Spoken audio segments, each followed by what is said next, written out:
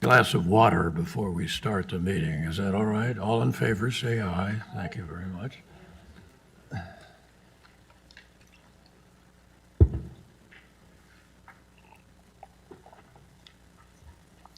Welcome to the regular meeting of the Laguna Woods City Council. My name is Noel Hatch. This is my last day as mayor of this organization, and that's why I'm smiling a lot. I just want you to know that. And we welcome all of you here. We'll go around the room in a little bit, but let me call us to order, and we'll have a roll call. Madam Clerk. Thank you, Mr. Mayor. Councilmember Connors. Councilmember McCary. Here. Councilmember Moore. Present. Mayor Hatch. Member Horn is excused today, okay? Pardon me? And the mayor's here. Yes. All right, good. Let's have a pledge of allegiance, and Annie, would you offer us or lead us? If you don't run, please, face the flag, and we recite the Pledge of Allegiance. I pledge allegiance to the flag of the United States of America and to the republic for which it stands, one nation under God, indivisible, with liberty and justice for all.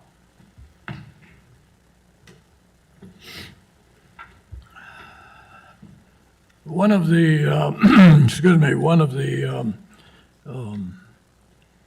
pleasanter duties is this item number 4, presentations and ceremonial matters. We will first hear from a very special lady who is our representative in the California Assembly, Diane Dixon. Diane, come up and then turn and smile at all the people that are here, and we look forward to having you here. I have been looking forward to being here. Thank you. And your very last meeting.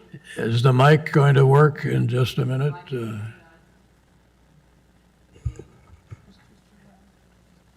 That's it.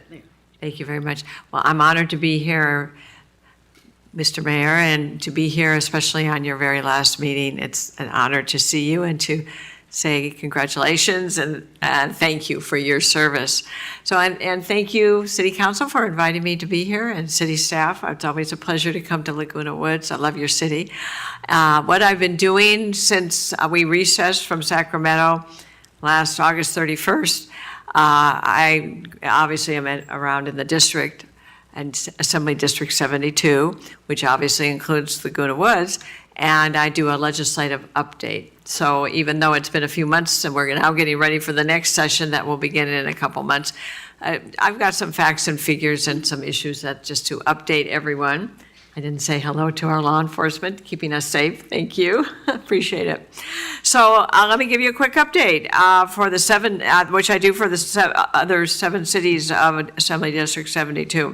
And this is a report of the 2-year legislative session that began in December of 2023 and through 2024, or 2022, including 2023 and 2024. That's when I was elected in November of 2022, so that was my first session. I was reelected, so I'm honored to go back to Sacramento for the 24 and 26 session. So for the last 2-year session, a lot of people just think of it as they're separate sessions. They're 2 years, but each session is they're one part of each 2-year session. So, but total, the 2-year session, you'll be thrilled to know that 4,821 bills were introduced. So that gets me going. Too many bills. In the Assembly, we're the larger body of 80 members in the Assembly, 3,200, and the Senate has 40 members, 1,500. And the governor signs most of those bills. He signed overall for the 2-year session almost 2,000 bills into law, new laws that cities, businesses, all citizens will be affected by. And that's an average of 79%. So prior governors typically sign about 80% of the bills that come to his desk, his desk, no her yet, but his desk. And most of those are assembly bills and Senate bills proportionally.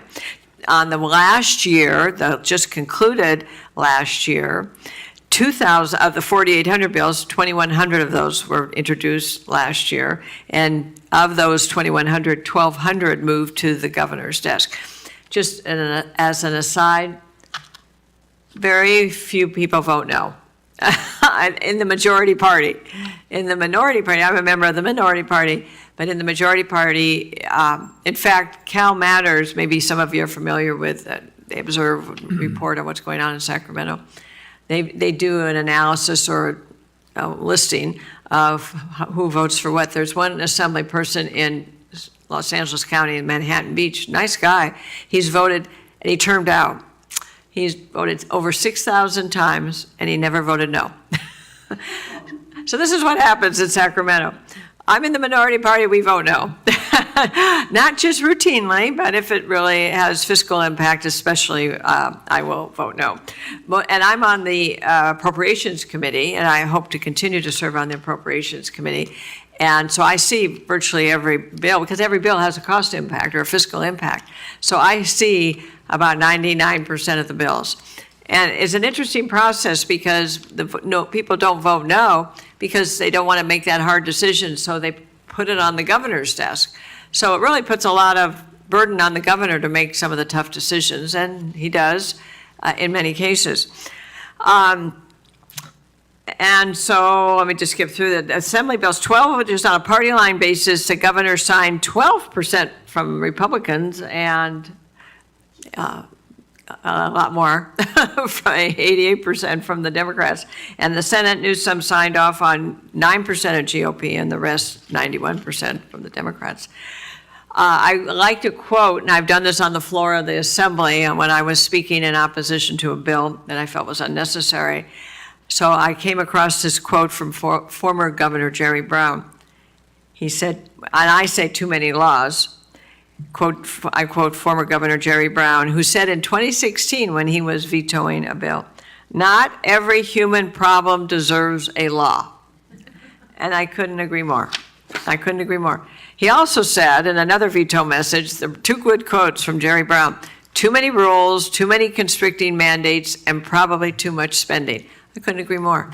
And that's really what is, everybody of the 120 members, they all want to do their 25 or 50 bills. Senator Wiener in Sacramento, or from San Francisco, has over 50 bills that he's introduced. There's supposed to be a limit, but it's more of a courtesy limit of 25. And I introduced, I think, 18. And it's hard to track all those bills. The 4,000 bills, people have to be, unless you're on appropriations or on a special, or on a committee that they track the natural resources or housing, or, but generally they don't know what's in all these other bills, so they just vote yes.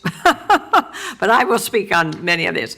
But anyway, even though I complain about all those bills, I am pleased that I had 10 bills that went through the legislative process and were signed by the governor. So I'm grateful for that. My bills didn't add any cost to the state of California or the taxpayers of the state of California.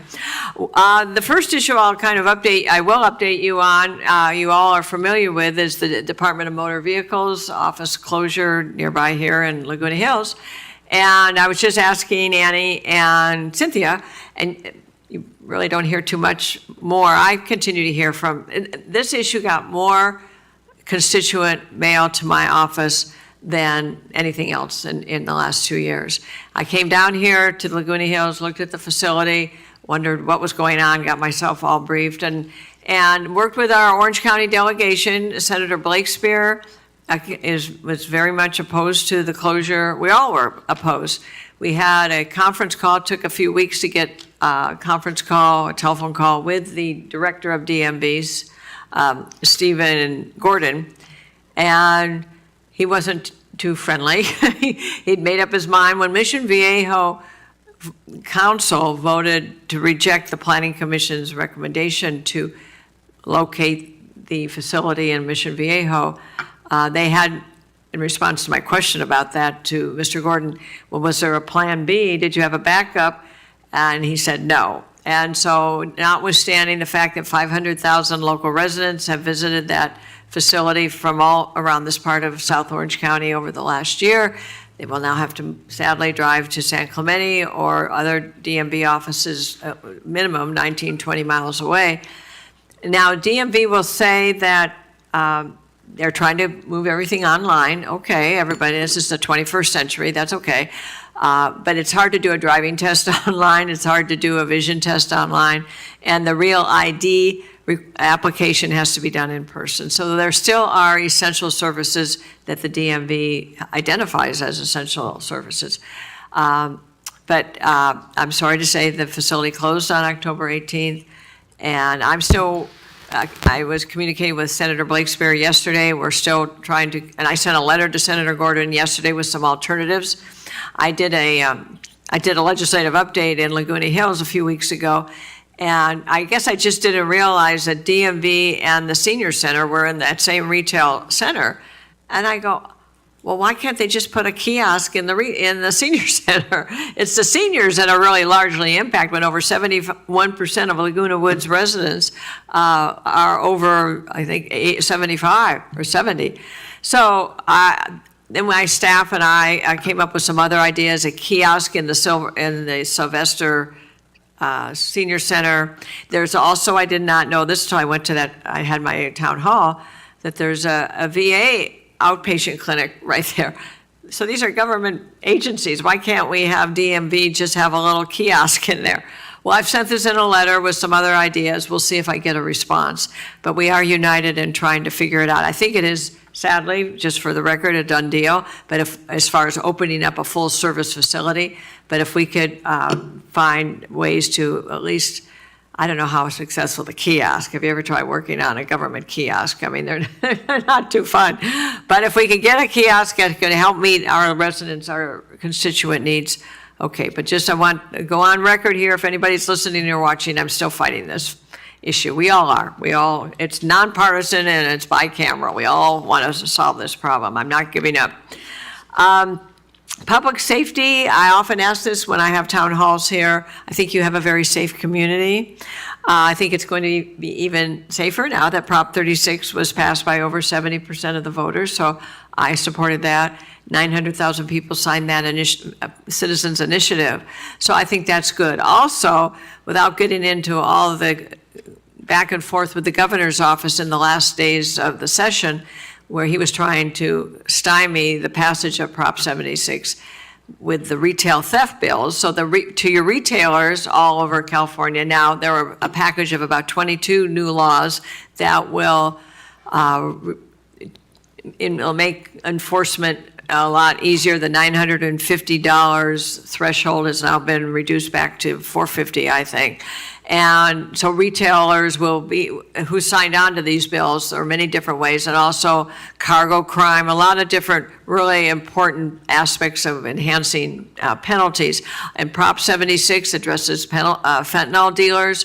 So they will be, after if a fentanyl dealer is convicted of a drug sale, if that convicted drug dealer gets back into court for a second offense and someone has died, they will be charged with murder. That was in Prop 76, so that is new.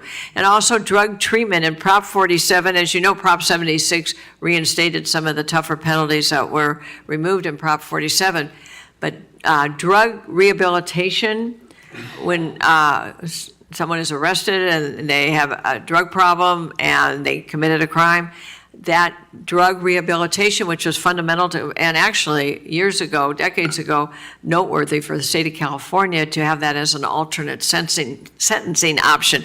If you're either going to prison for 2 years or you could take 2 years of drug treatment, and that really made a difference. That was removed in Prop 47, now it's been reinstated. So there have been some improvements. We'll see if our communities get safer, but the laws have been strengthened. There's probably more to do, but this is an excellent start. I mean, in my first 2 years, I had a number of public safety bills that were needed, harmless in the sense that who wouldn't support this? And none of them, as well as other bills, other people these bills just didn't get out of Public Safety Committee in both houses. So it'll be a new day. It'll be interesting when we get back up to Sacramento in January if public safety can rise to the level of a critical issue. Also, I don't know if this is an issue specifically so much. I haven't heard this from your residents in Laguna Woods, but but it changes because they pop up. Do you have sober living homes in your city? No. That is an issue in Mission Viejo and Laguna Niguel, Newport Beach, Costa Mesa, a lot of other cities. So I did an audit or requested an audit by the California State Auditor to assess how people are being rehabilitated, drug and alcohol addicted individuals, how they are being rehabilitated. It's a great audit. You may have read about it when the Register did. Terry Spurs, I can't pronounce her name, Stores, it follows the sober living homes. So we've learned a baseline of what the state does and what it doesn't do. And to the communities, it's really important to know that the state really doesn't do much. They license 6 beds and under, but the license is, do the lights work? Does the fire repression system work? And are they legitimate business? And that's often questionable. What they did determine in this study, which is noteworthy, that will inform my future legislative program as we go into the next session, is that if you remember, or you've heard that 40 years ago, it was Governor Reagan that passed a new law, a California law, to deinstitutionalize people from mental facilities, and primarily it wasn't so much drug rehab, but just mental facilities. Well, what's happened in our communities that I mentioned are more of an aggregation of single-family residences owned that have been bought up and now owned by an operator, and this aggregation of residences in the same neighborhood, like a cul-de-sac, are so closely located, co-located together, that the audit report said they've essentially created new institutions, and that is not permitted under law. That law is 40 years old. So that gives us an avenue to break apart, because this is really the neighborhood issues that we have. We want people to get well. So there are other aspects too. When you hear about the mental illness aspect, these homes that the state licensed 6 and under do not provide any medical treatment. There's no medical treatment in the drug and alcohol facilities. I did not know that. The only medical treatment is offered in another state agency, Department of Social Services, and that was Proposition 1 that augmented their funds last March. So there'll be more money coming in to help people with mental illness, but there's no institution that's going to be built. So there's a lot of money going to be flowing through the system, and where those facilities are going to be built will be interesting, because they are permitted to be built anywhere. The last thing, when you hear the expression, or the sober living homes, I have done what many people do, just kind of aggregate. That term describes it all, but sober living homes are not regulated, there's no medical treatment, and there's no licensure. So we need to address that. I'm pretty much anti-regulation, we've got enough, but on sober living homes, for people who need help, they need to get the medical treatment. So you're lucky it's not in your community. You have a wonderful community, but that's what's going around you I don't want to create unnecessary concern, but when the money starts flowing because of Prop 1 last March, billions of dollars, I think it was $6 billion, it'll come through the county, and where these operators locate their facilities is anybody's guess. So hopefully they don't come to Laguna Woods. Real quick, I don't know how many of your residents in Laguna Woods are riding e-bikes. I find in Huntington Beach, many of my communities surprised me. This is a year or so ago as I've been talking about e-bikes, because I did get a bill passed to regulate the speed limit on. Many people can buy a device that adjusts their speed limit up to 35 miles per hour. It's now prohibited, thanks to my bill. But when I had a town hall in Huntington Beach, and I looked out to all the people that were there for the e-bike town hall, they were mainly senior citizens, because the price of gasoline is really prohibitive for many people on fixed income, and this may be true in your community as well. And so they're the ones who don't speed. They don't speed. They're not putting the speed enhancement devices on their bikes, but they're concerned about the speed, this fast speeding e-bike. So they're very concerned about that. So it was an interesting demographic that seniors care very much about safe driving with e-bikes.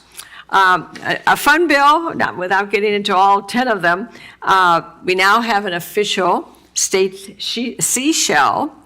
I didn't know that we didn't have one. My staff brought this to my attention. It's the black abalone, and it's an endangered shell. And in Laguna Beach, when last summer, I don't know if many of you attended, but I attended my very first kelp festival. And so at the beach, and they have I didn't know, all this was new to me, and I was going there to speak about what I've been doing, and I was going to talk about my seashell. But before I spoke, there was a Native American who had a spiritual ceremony to open up the kelp festival, and she used the black abalone shell. I noticed this, it had some kind of little smoke element, and it was a spiritual ceremony. So she did that in her tribal prayer to open up the kelp festival. Then I get up to speak, I'm introduced, and I said, this is so incredible. I was going to be talking, and I just introduced a bill that's sitting on the governor's desk at this time. This was last July. And she was brought to tears because it meant so much to her Native American culture that they revere the black abalone. And I knew it was endangered and nearly extinct. And to her and to her tribal family members, it was very special. So that had an added benefit. But for the state of California, we now have the black abalone as our official state seashell. Coastal issues are very important. I know you're not on the coast, but I represent 37 miles of coastal California, and so a lot of issues related to sand replenishment. You hear about a lot of that in San Clemente. We have the issue in Seal Beach and in Newport Beach and Laguna Beach. So those are very important issues to me. And the Great Pacific Garbage Patch, which I really had kind of heard anecdotally, but I'm working on that. In our rivers that empty into the Pacific Ocean, especially after major storms, trash and more trash and more trash empties onto our beaches, especially in Seal Beach. It was in my district. The beaches are covered with trash after a major storm in the wintertime. The city of Newport Beach, when I was on the city council, it took us about 7 years, but it's now, in fact, it's going to be dedicated any day, a trash interceptor. When the trash that comes down the river, the San Diego Creek, and empties into Newport Harbor in the Back Bay, this trash with these giant boom arms will collect the trash, and then it brings it on to this unit, this vessel, and then the trash gets collected, and then another vessel comes to take the trash to where it goes. So if we don't collect the trash, it goes to the Great Pacific Garbage Patch. And if you talk to people who sail, which I do a lot in Newport Beach, I said, what's it like when you sail on your way to Hawaii or the South Pacific? And he says, it's a bumpy ride. You're going over plastic bottles all the time. So it's a world problem, but it's a California opportunity to really deal with trash. So I enjoyed working on that. So overall, my legislative package is always focused on enhancing, protecting, preserving local control. Coming from a city council myself, that's really important. A lot of people in the legislature have not served on a city council, so local control isn't something that's really a high priority. It is a high priority for me. Protecting small business. There was a great quote. I have to give credit where credit's due. I was reading Elon Musk's biography, and he said one of the reasons he left, came out about a year ago, one of the reasons he moved his Tesla plant to Texas is because California over-litigates, over-regulates, and over-taxes, and I couldn't have said it better. So those are my priorities: to make California great again, keep business here. When we have budget deficits, we still have a budget deficit. It's because businesses are leaving, taxpayers are leaving, businesses pay taxes, employees pay taxes, everybody pays taxes, and those taxpayers are leaving, and therefore we have a deficit. Last year was a $73 billion deficit. So I want California to thrive, we all do. When I knock on doors when I'm campaigning and people say, oh, I'm just going to be here just in time whenever the election is, I said, well, where are you going? Tennessee, Idaho, Texas. I hear it all the time. I said, please don't go. I'm going to try to help fix California.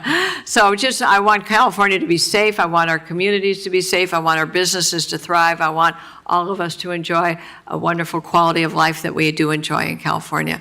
So I appreciate the time. That's my short update. Just stand there because there are going to be comments, I'm sure, up here. You're not getting away. Oh, okay. I'm happy to answer any questions. All right. I think you have a hand up. All right. Annie? Yes, Annie, or Councilmember Ann. Thank you. McCarty. Thank you so much for all of the information that you provided with us and all the updates.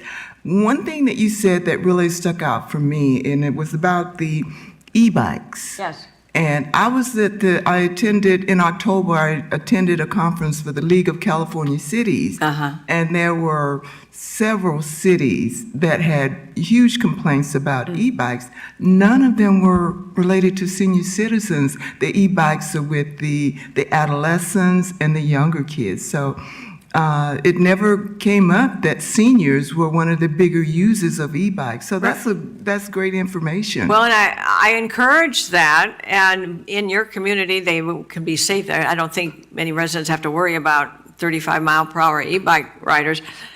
I thought when I had a couple bills related to e-bikes, I thought many cities are experiencing these issues. Speeding children, no helmets, no license, no training, double biking, double riders. Isn't this an easy thing to fix? Well, I learned there's a very powerful biker lobby. Not motorcycles, it's just people who enjoy, your average people who like to ride bikes. And those people want to go fast. And they really were opposed to any constraint. Now, they did not oppose my bill. So I had another bill to mandate maximum speed of 15 miles per hour and let local jurisdictions control that. And they opposed that. And so I did get this device bill prohibited. You can't buy it. You were able to buy it off Amazon after the first year. You won't be able to buy it.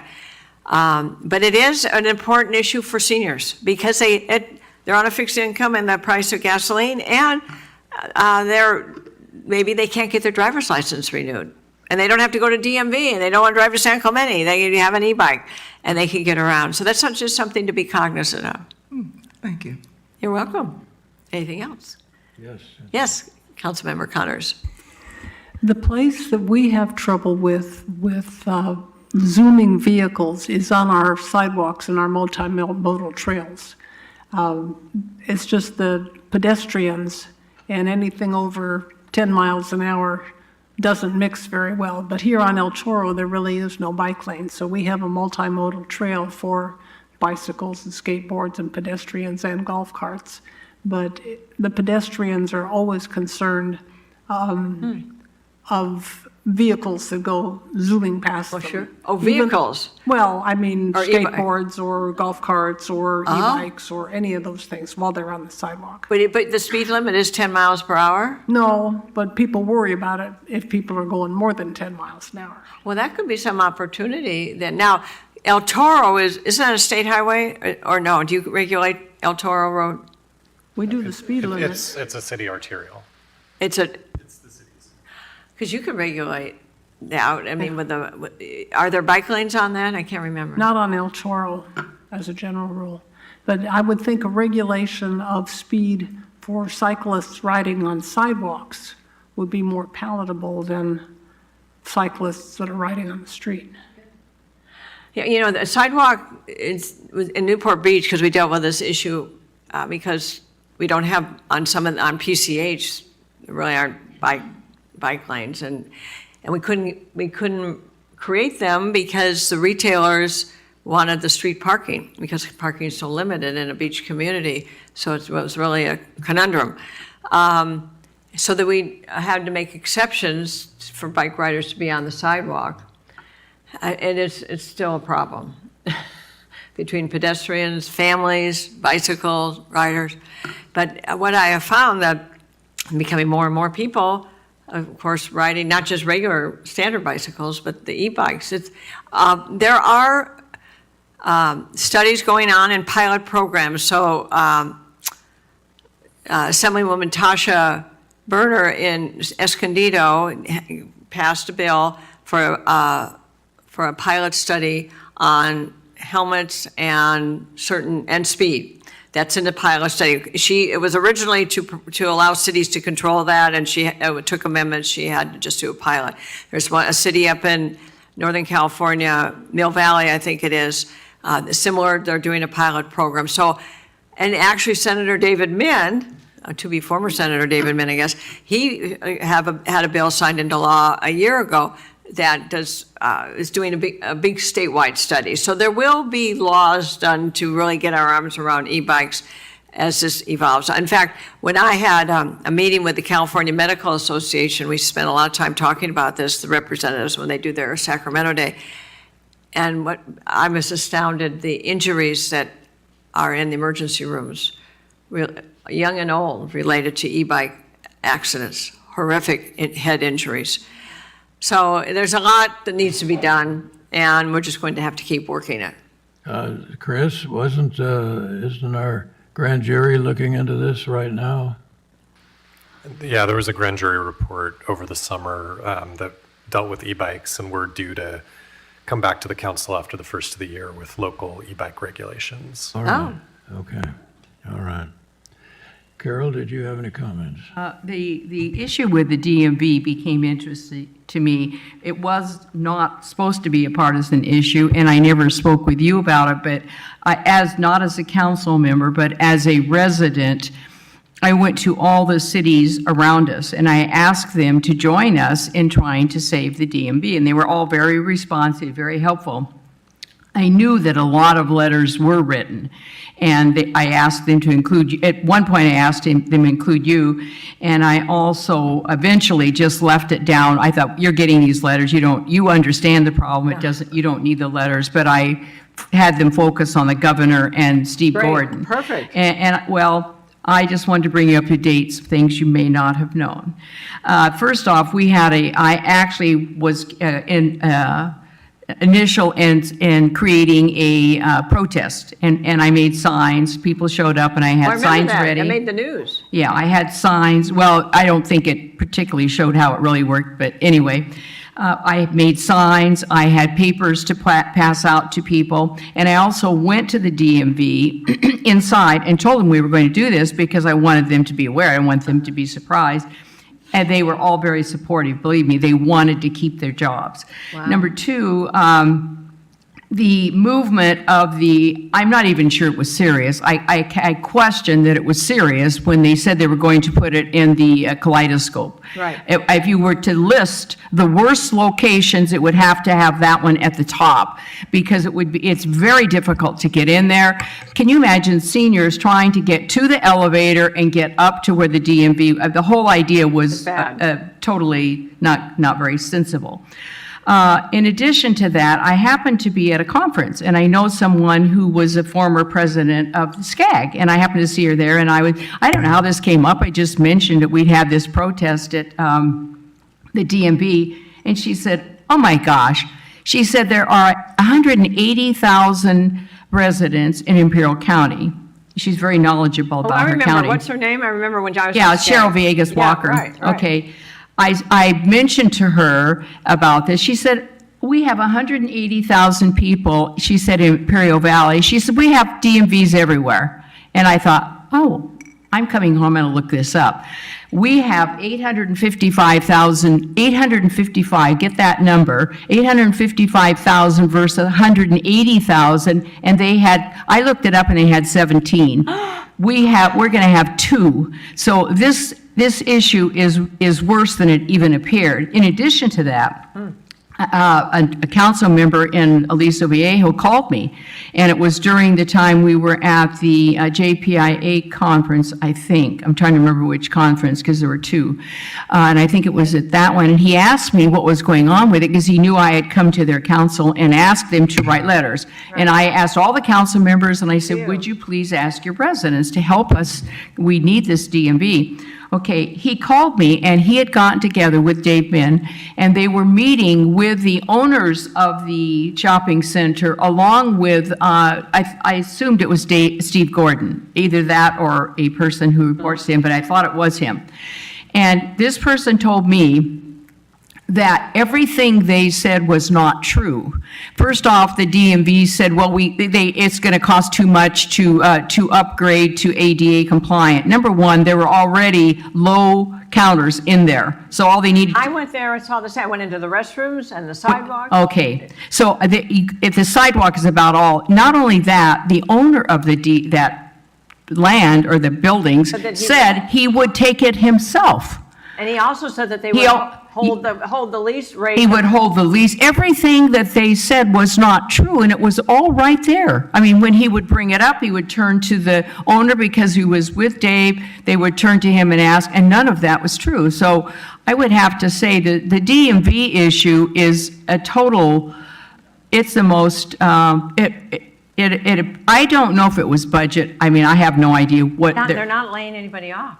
Well, think about this. They said that. Okay, if you're not going to lay anyone off, you're going to ask someone to drive to, move to Imperial County. I mean, obviously, there's a lot of question on this. But the bigger thing is that the inconvenience of people, and to have 17 offices, most of those were just close offices scattered around. And then to have two, you would have to say, is the DMV so poorly run that this is the way this, I haven't spoken to you on this. I thought I was going to one day have an opportunity to tell you how that played out. It was. Well, I appreciate that you're good groundwork on this. I mean, I did get many letters, and all the city councils in the district wrote letters to Gordon and to the governor. I don't know, you didn't say this directly, but many people have asked me if there was some political issue there. The skeptics say, what are they doing to Orange County, especially South Orange County? And Catherine Blakespeare, I mean, she's an advocate for the residents, and she thinks it's a bad decision. I think Cotty was also involved in Yes. working with you. So There's you not saw it was anybody- bipartisan in Right, support. we sent a letter. On my signature, I authored the letter, sent the letter with all of these other signatures, bipartisan Orange County delegation. We were all on the same page on this. And I had a conference call with Mr. Gordon, and I was ready to, and he was quite adamant, and I just pressed him, and I said, what's your plan B? How are you doing this to, I said 500,000 visitors. He said, well, I don't know if those numbers are correct. I said, well, that's what I'm getting from my local community. So every point, just to your point, Councilwoman, he rebutted and basically said, now this is like the call, they closed it October 18th. I first wrote my letter early September, and it took him right to the last week before they closed to make himself available. So this was a done deal.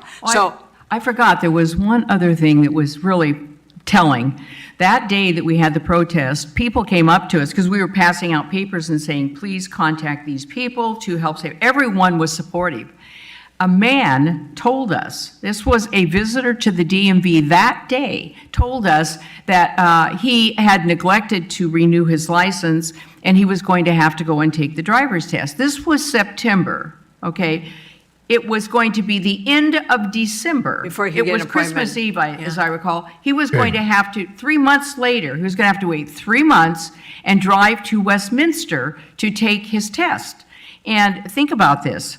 Now, he was trying to get an extension, but I mean, the inconvenience, the whole thing was just. Well, it is. So I would say for the people listening and for the public record, keep writing the governor on this. And as I said, like I said, I went to the Florence Sylvester Senior Citizen Facility, and we talked about, after my remarks, we talked about this. I went around, and she said, we have an empty office here. We could put a computer here. They could have one person come in here once a week. So I presented this as an option, just to have a DMV employee be here once a week and have a computer and have people come in and take whatever test and be there with your kiosk and help them on the kiosk.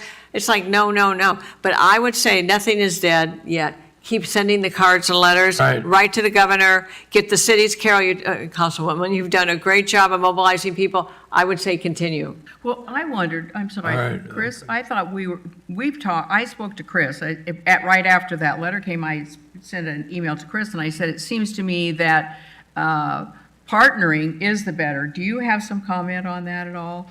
I think the letter that you sent earlier in the week incorporated some of the feedback that we provided, but we've been talking with the Assemblywoman's office about the kiosk situation and where that could be located. I know Would they it had work some for us, interesting Chris? pushback. It would work for us. The DMV apparently has privatized the kiosk operation, and it's more complicated Yeah, than it's it probably too sounds at the complicated. moment. Has anybody gone on the DMV online to, That's another thing. The day that I went, the evening that I went to Lake Forest, a person who is involved with one of our businesses, anyway, she happened to be there to receive a presentation. So we're on our way out, leaving the meeting, and she turned to me, she said, Carol, I just want to tell you, because I'd asked them to step forward and help out with this. She said, I'm on the computer all the time. She said, I'm very computer savvy. She said, I could not get Yeah. an appointment. She said, I finally had to drive, and that was online. So that is another it's issue. it's clunky. It's, they went to the cheapest software or whatever. It's very clunky. I fear what the kiosk is going to be. It'll be clunkier. But, I sent a letter today to Mr. Gordon with a list of some ideas that came in from the cities, alternatives, including the Florence Sylvester room office. He could just stiff it, when I called him, I was asking, when we didn't hear back from him after my letter went out right after Labor Day, and I asked my staff in Sacramento, did we hear a response from Mr. Gordon? And no. And so it's been by then 2 weeks. And I said, well, give me his number, I'll call him. Well, we can't get his number. What do you mean you can't get, well, you don't get those telephone numbers. And I said, well, I'm going to Google. I literally Googled. I did too. And I got a number, and when you Google Department of California Motor Vehicles, you'll see a lot of 800 numbers. Well, I knew that's not going to work, but I did see a number that was 916, the area code for Sacramento. So I called that number, and lo and behold, a human answered, and I said, I'm trying to reach Mr. Gordon's office. Okay. I said, this is Assembly Member Dixon. Oh, okay. And he said, oh, I'll just transfer you. Oh, okay. So he transferred me to Mr. Gordon's office, and his executive assistant answered. I introduced myself. She couldn't have been nicer. I said, has he seen my letter? It's been 2 weeks. Well, he's been really busy. And I said, oh, I know, we're all really busy. It's really hard. But would you please put this letter in front of him, and I will wait for him to call, or you to call me back to set up a meeting? Well, and that was like a Friday. And the Monday, my office did get a call, and then it took 3 weeks to get that call together. But it's a challenge. So I'm determined, just because there's so many roadblocks and the effect on people in our communities that are physically incapable of going further than that wonderful facility that was in Laguna Hills. Anyway, If we were to draft, or you have drafted some kind of letter that we circulated in the village to get signatures on Yes. that, and then we send it up, would that have any impact? oh, do you absolutely. think? In fact, Janelle is my field rep, and the letter went out this morning. Why don't we make sure they get the copy of the latest letter? And All right. do your number on all the other cities too. Well, I'm more skeptical, only because I went to all those cities, and only because we actually even provided envelopes. I got some That's envelopes, amazing. and I said, okay, let's put everything out here. Yoli helped me. Then they eventually wound up some of them at the senior center. I am skeptical that more letters, I assume it's always helpful to do anything. You should never just give up. But it appears to me that I guess I would concentrate on how we could partner, and if we could, what do you think? I see Chris nodding his No, head. and we had a good conversation with your staff, I think last week or the week before, about it. But I think there are still partnership opportunities. We had a conversation about some potential Oh, yeah. changes I mean, to that's state where we're law gonna- yeah. that might help. Those options are being pursued. But I for think, sure. you know what I've learned in 2 years in Sacramento, letters do count. People do count up the letters, particularly on other matters before committee hearing. and that's really kind of just to maybe kind of close up all this, public, your Yes. voice, the public voice matters. I agree. And in a committee hearing, when the public voices aren't there, I say this to the California Chamber, don't just have just one of your staff people, bring a small business person up and let them give their story. And it will be so much more effective, and it's hard to get to Sacramento, I get it sometimes, but hearing from real people with a real problem makes a difference in stopping or passing legislation. Usually when someone comes up on legislation that is one person's had a problem and the whole state of California now has a new law because of one person's problem, because that person will cry and get emotional. But if they're business people or residents affected by DMV, if this ever became a hearing, I'd get you all up there. It does matter. They do care about it. If they're not form letters, if they're individually written letters saying this is a problem, at least I can cite them. Over 500 letters came in computer letters, that's fine too. That matters now, maybe not to Mr. Gordon, but maybe I said to his assistant, I said, who's his boss? Who made him do this? The governor. Yeah, that's what he said. I saw that too. Yeah, she said, oh, the governor. I said, oh, okay. Well, anyway, so for people listening, your voice matters on all issues. I care about your voice, but on the DMV, we will have to compromise. The office is closed, which is a shame because the landlord told me when I was down there, they would keep it at below market price. Anyway, we'll keep working on the partnership. I talked to Catherine Blakespear yesterday, Senator Blakespear, and I sent her a copy of my letter. She said that she agreed with everything, and we'll continue to work together. So, Work on keep that. your cards and letters All coming. right, now, Yes. you're going to leave us and go up to Sacramento soon. Well, on December 2nd, I get sworn in. All right. Yes, So we want your assurance that you're going up optimistically. yes, You're going up ready to roll. yes, Is that true? yes, sir. All right. Thank you, I'm Diane. ready to fight for common sense. All right. All right. Thank you so much, all of you. I really appreciate it. Appreciate your support. Keep letting me know and work with my staff, and Janelle and Cooper and Kristen. We're all here to help. We are from the government. We're here to serve. All right. We Take are care. servants. Yeah. Thank you so much. Thank you. We're not. We're at public comments, so in just a moment. I thought you were talking about safety and the pedestrians. Well, why don't, all right. Did you have, excuse me, ma'am, did you have something you wanted to ask? She wanted to add something. No, well then, It's 10 miles an hour. if you will fill out your name and give it to the clerk, we'll call upon you during public comments, all right? Yeah, just let her come up. All right, now, Another person? Okay. yes. Oh,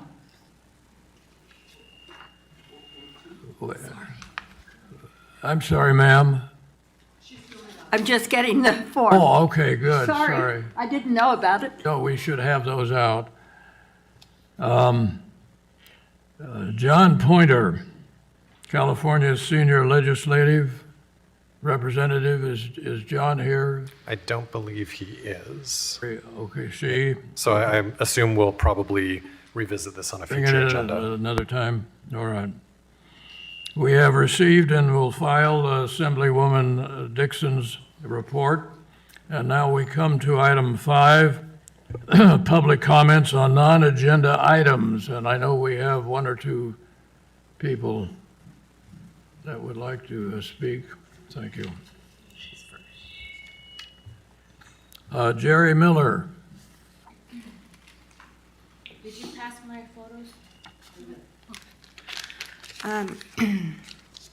On October 31st, I sent an email to VMS about my wall and not having any barbed wire security or privacy. And that was at 6 o'clock on the 31st. The next day, they were out there at 8:30 in the morning addressing the problem.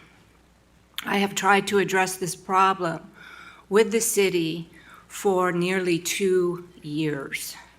You'll see in those pictures that I have provided, you can look across the street and see that they still have their foliage. Mine was decimated. I had strangers in SUVs looking at me from my kitchen window. You'll see also by the front gate in number 1, they never had their foliage touched. So when the guy came out on the next morning, he said, "Oh my God," he said, in gate 1, that huge wall, he said, "You can't hear anything." He said, "Don't they understand that this foliage is a noise barrier and a dirt barrier?" I said, "I know." And then he said, "What happened to the barbed wire?" And I said, "Well, the city did that." And the city, I went to a mediation. So it was the city worker and the contract worker. I filed a claim, and when I got a letter from the person in charge of the claims, I asked her if she was going to drive by and look at my property, and she said no. I begged her to finally take pictures over the internet, and she took the pictures. So we're in mediation, and they're denying that the city cut the barbed wire. You can tell the city cut the barbed wire. Then the city worker, the very first time this happened, I called the city, and I talked to April, and I asked her to drive by my property, and she did, and she apologized and said it would never happen again. It happened 2, 3, 4 times again. And as you can see, my neighbors, their foliage wasn't touched. Across the street, their foliage wasn't touched. So during mediation, the city worker said, "We didn't do that." And then the city employee said, so the mediator asked her, we were talking over the wall. April was in a truck, standing on the truck bed, and we were conversing. This is after the 4th cut. And so the mediator said, "April, is that true? Were you speaking to her over the wall?" And she said, "We were talking through a small, tiny hole in the foliage. I have pictures. There's no hole. It's wide open." So that she lied under oath. Then she Googled, and she has pictures I'm from sorry, Goo- Ms. Miller, your time is up. Thank you. George Gregory? Yes, sir. George Gregory, San Clemente. Our family is property owners in the village here. I've been trying to get a variance to move a little 3-foot patio wall, a little privacy patio wall out 2.5 feet. So the pots that my mother wishes to put on the patio won't mark the slate. You know, we get stains on the slate and stuff. I really want her to have this patio because I think her health and safety depends on that because of the amount of coyotes that go through the back area of the property there. So anyways, I'm trying to get a variance, and this guy's got me jumping through hoops. I need insurance, I need this, I need to know your subcontractors. And of course, everything's one at a time with him. No respect for my time, no respect for the fact that I'm a general contractor and a ship's captain. This bureaucrat has done nothing but delay and obstruct, just an obstructionist. It's a simple thing, we're asking to move the wall an extra 2.5 feet. And we've even met with the landscapers who gave us a quote to fix the pipes after we dig the footing. I mean, this is how much time we've spent on it. And he just is an obstructionist. And the whole thing is I wanted the variance because I don't want to go through him because I could tell he's just by the book and an obstructionist, a professional bureaucrat, if you will. Matter of fact, I've never been treated so poorly. And I've done some pretty huge jobs for Irvine and in San Clemente and other places. Usually I get my permits right over the counter. So anyways, I'm concerned that she won't have the room to maneuver if a coyote approaches her. You know, we have patio furniture. Now she desires these potted plants. You know, there's a fireplace on this little 12-foot patio. It's incredible that this guy has been able to frustrate me so badly and not get me in front of council. And I know my timing's terrible because some of you aren't going to be here next meeting. But if you would please carry this on, I don't know if the clerk's elected too. I don't know about this community as far as that goes. But this is a real issue. And I just can't see my mom turning from a coyote or trying to walk backwards to get to the door to get the safety of her house and tripping over the furniture or something like that. She breaks a hip or something like that. Who am I going to blame? I'm going to blame that bureaucrat. And I don't want to be put in that position, ladies and gentlemen. I just want to make her happy. I'll do anything for her. You know, that's how it is. So hopefully we can get some kind of action on this, or get me at least in front of the council here to ask for that variance instead of asking an obstructionist. Because as far as I understand, that's where the buck stops, is with the council, not with the bureaucrat. We're going to ask you, ask you a question. That's fine, sir. It is not clear to any of us that the bureaucrat is a city employee as opposed to a Laguna Village. Yeah, I have a question on that. And your unit number. What's the address of the property? The clerk has that. I really don't want to say that in public here. I don't want to cause any. Could I have Any a question? You said two things which kind of confused me, and I think they confused the rest of us. A variance would not come from us. And so if you were seeking a variance because you wanted to change the footprint of your property, that's not something that council does.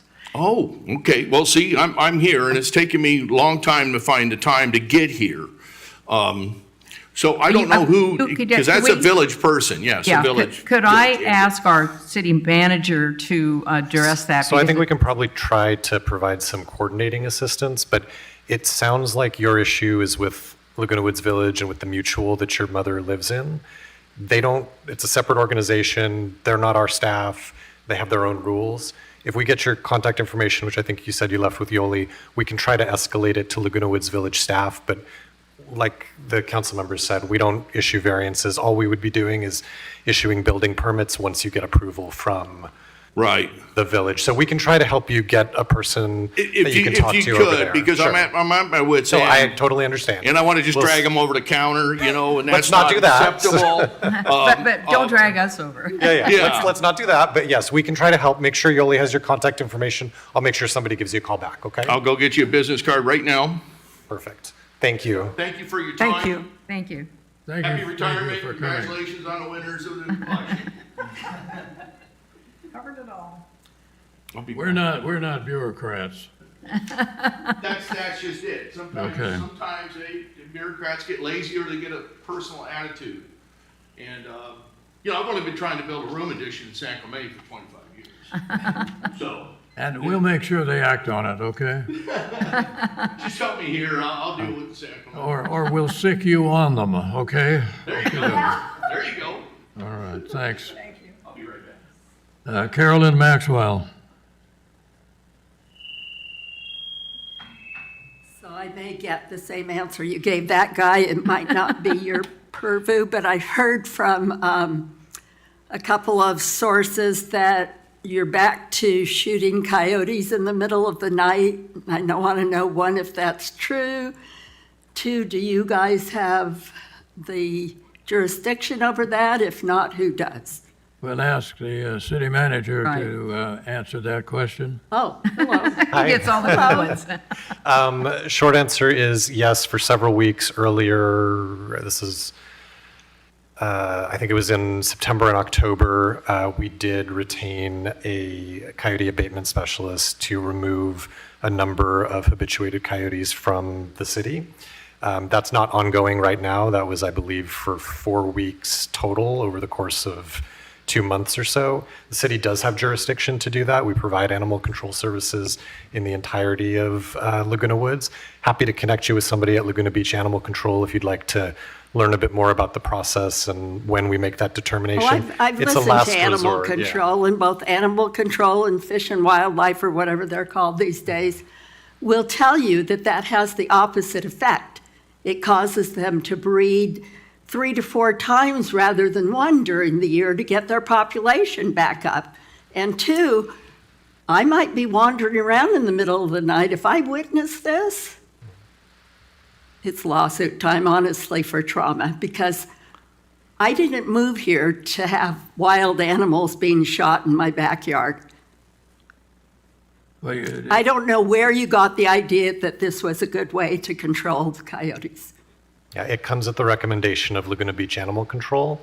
The city is merely the contract partner, but I The city appreciate of your Laguna comments. Beach Animal Control gives talks in here saying the opposite. I don't want to get into a back and forth, but that point is true if you were talking about total eradication of coyotes. This is a limited time certain period to disrupt disruptive and overly aggressive behavior.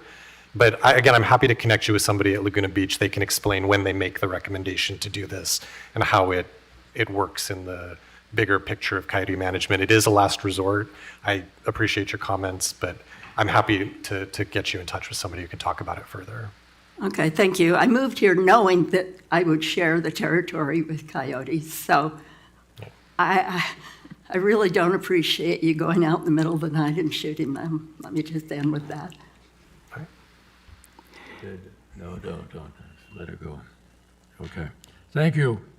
That's all I have for public comments. We will now move to item 6, the city treasurer's report.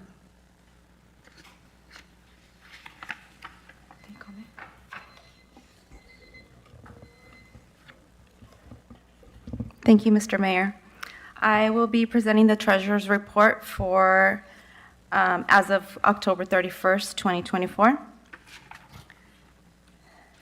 Cash and investments as of October 31st ended at $13,842,991, with the general fund operating cash and investments of $6.5 million and reserves of $3.7 million. The special revenue funds ended with $3,499,311. Cash and investments were broken into cash and cash equivalents of $439,703, pooled money investment accounts, which consisted of LAIF and OSIP, with LAIF ending at $848,874 and OSIP at $6.1 million.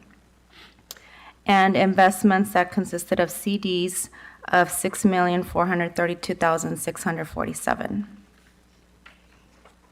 The city's trust funds consisted of other post-employment benefit trust account with an ending balance of $144,154 and a net loss of $4,568. And the pension liability trust account had an ending balance of $176,434, which also had a net loss of $4,953. During the month of October, there were no major transactions such as transfers, purchases, or maturities of CDs. Staff's recommendation for the City Council is to receive and file the City Treasurer's report for the month of October 2024. Thank you. Any questions, first of all? All right, I'll have a motion to, I second. second, moved and seconded, all in favor? Aye. Aye. Any no opposed? Thank you. Thank you, Liz. Next, I'll be reporting the quarterly financial report. All right.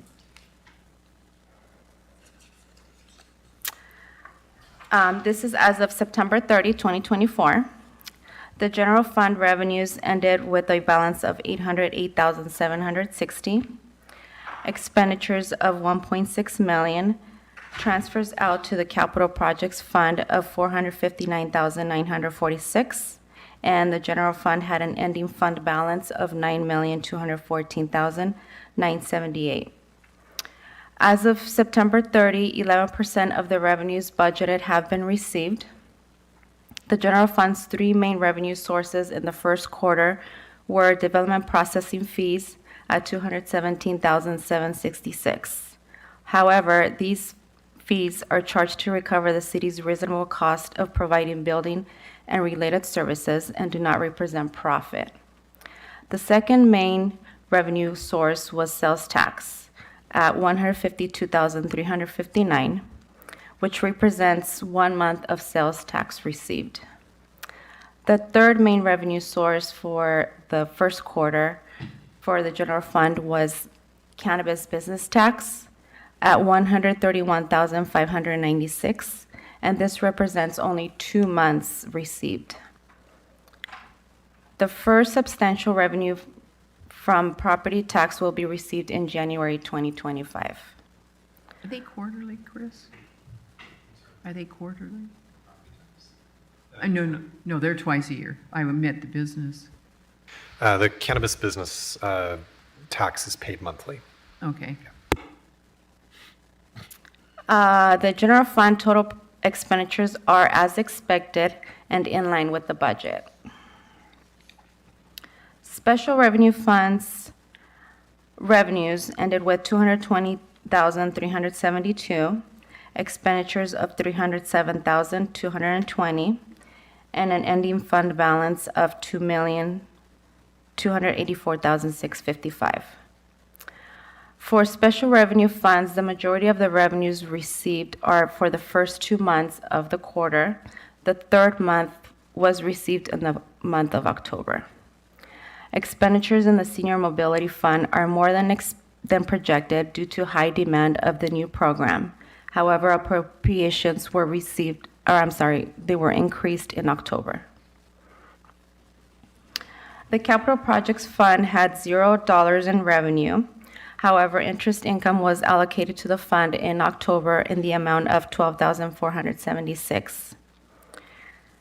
Expenditures were at $1,416, and this is a small amount. This is due to projects being in the early stages of designing and engineering. And transfers in from the general fund were $459,946. This transfer was made to fund various projects in the current fiscal year. The ending fund balance for capital projects was $1,477,152.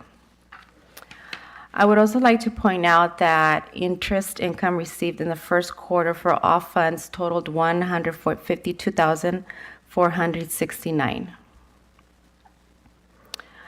Additional details for all funds is included in the quarterly financial report, which is included or attached to the agenda packet.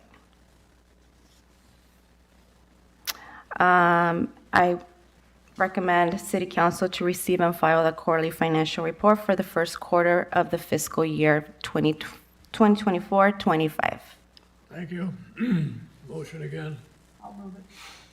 Second, moved and seconded. All in favor? Aye. Unanimous. Thank you. That ends your report. Yes. Thank you Thank so you. much. All right, let's go to the consent calendar. As you all know, these are items that are considered routine and will be enacted by one vote.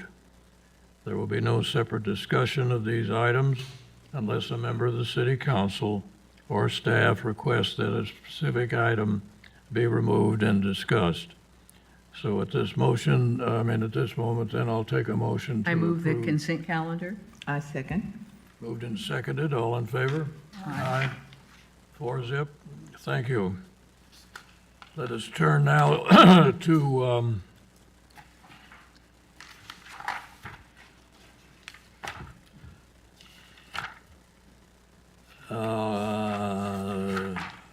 item 8.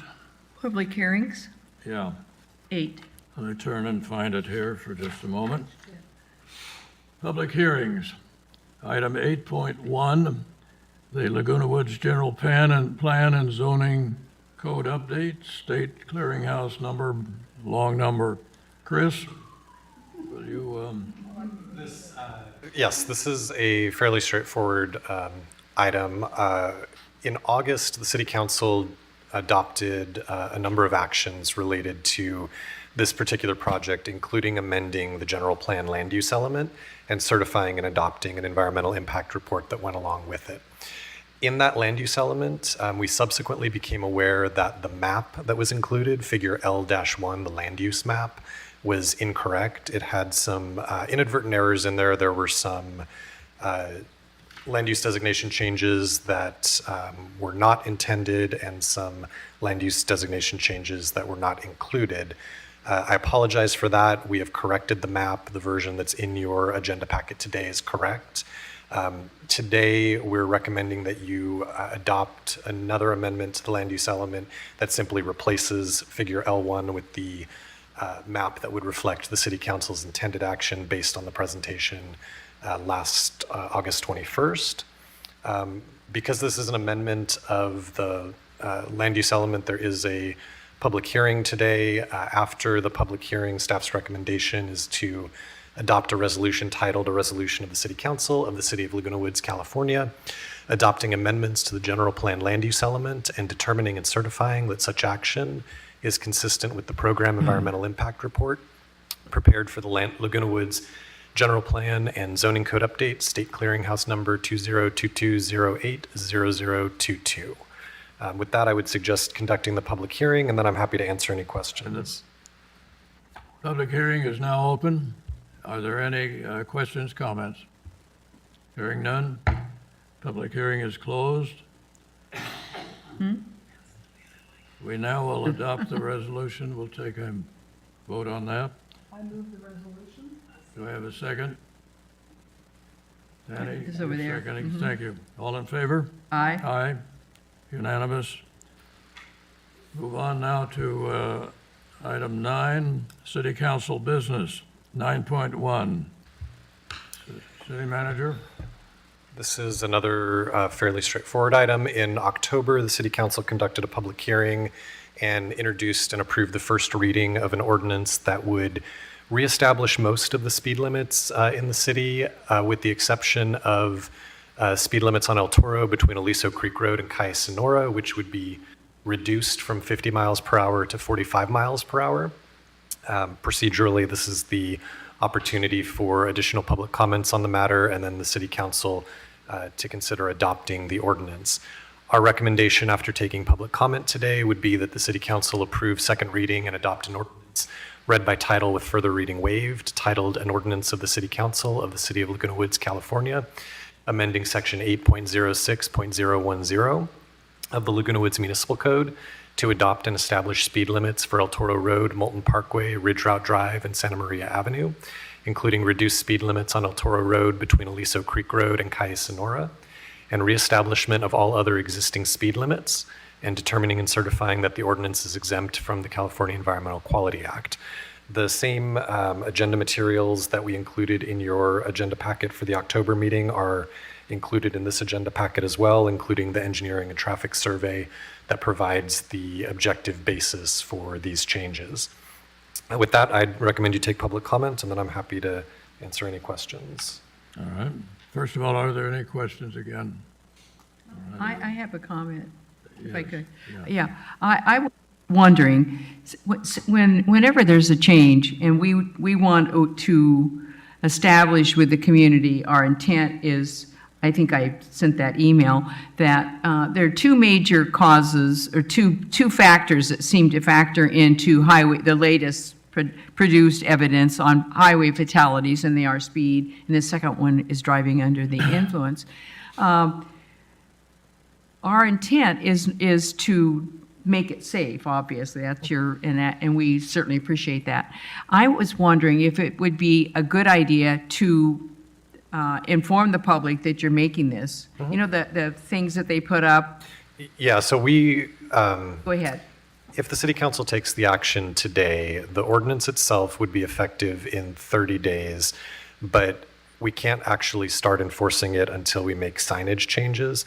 With those signage changes, and those are the permanent metal ones, yes, I think putting up some temporary message board trailer signs would be a good idea to raise public awareness, and also releasing some information to the public in the form of something in the newspaper, something that people can read and take a look at. All of that is, I think, in line with what we're planning to do. Okay, Yeah. my thinking is, and I don't know where you put them, do we own those or do we rent them? No, we own 2 message board signs right now that actually at your next meeting, I'm planning to recommend we replace those signs with Okay. newer ones, but we actually own the message board signs. Okay, I was thinking if you said it's coming, please note a revision of, and then it gives people the opportunity to be aware, and that's our whole purpose, is to Yep. make things safer. So thank you for planning course. on that. Thank you, Carol. As I remember, you go around the bend and then it picks up 50 going down the hill, right? Under current situation. Right past the church, I thought it did. I thought that's 45. It's, Well, go ahead. go ahead. Hello, Hi. greetings, everyone. Yeah, I just wanted to ask, so regarding that speed limit, I live near Gate 9, and you come out there, Yeah. near Calicorta, you get on El Toro Road, and the speed, people come up from Aliso Creek, they come up pretty fast, but usually they're coming around from Aliso Creek. They don't get up speed going up the hill, it's going down that hill. Yes.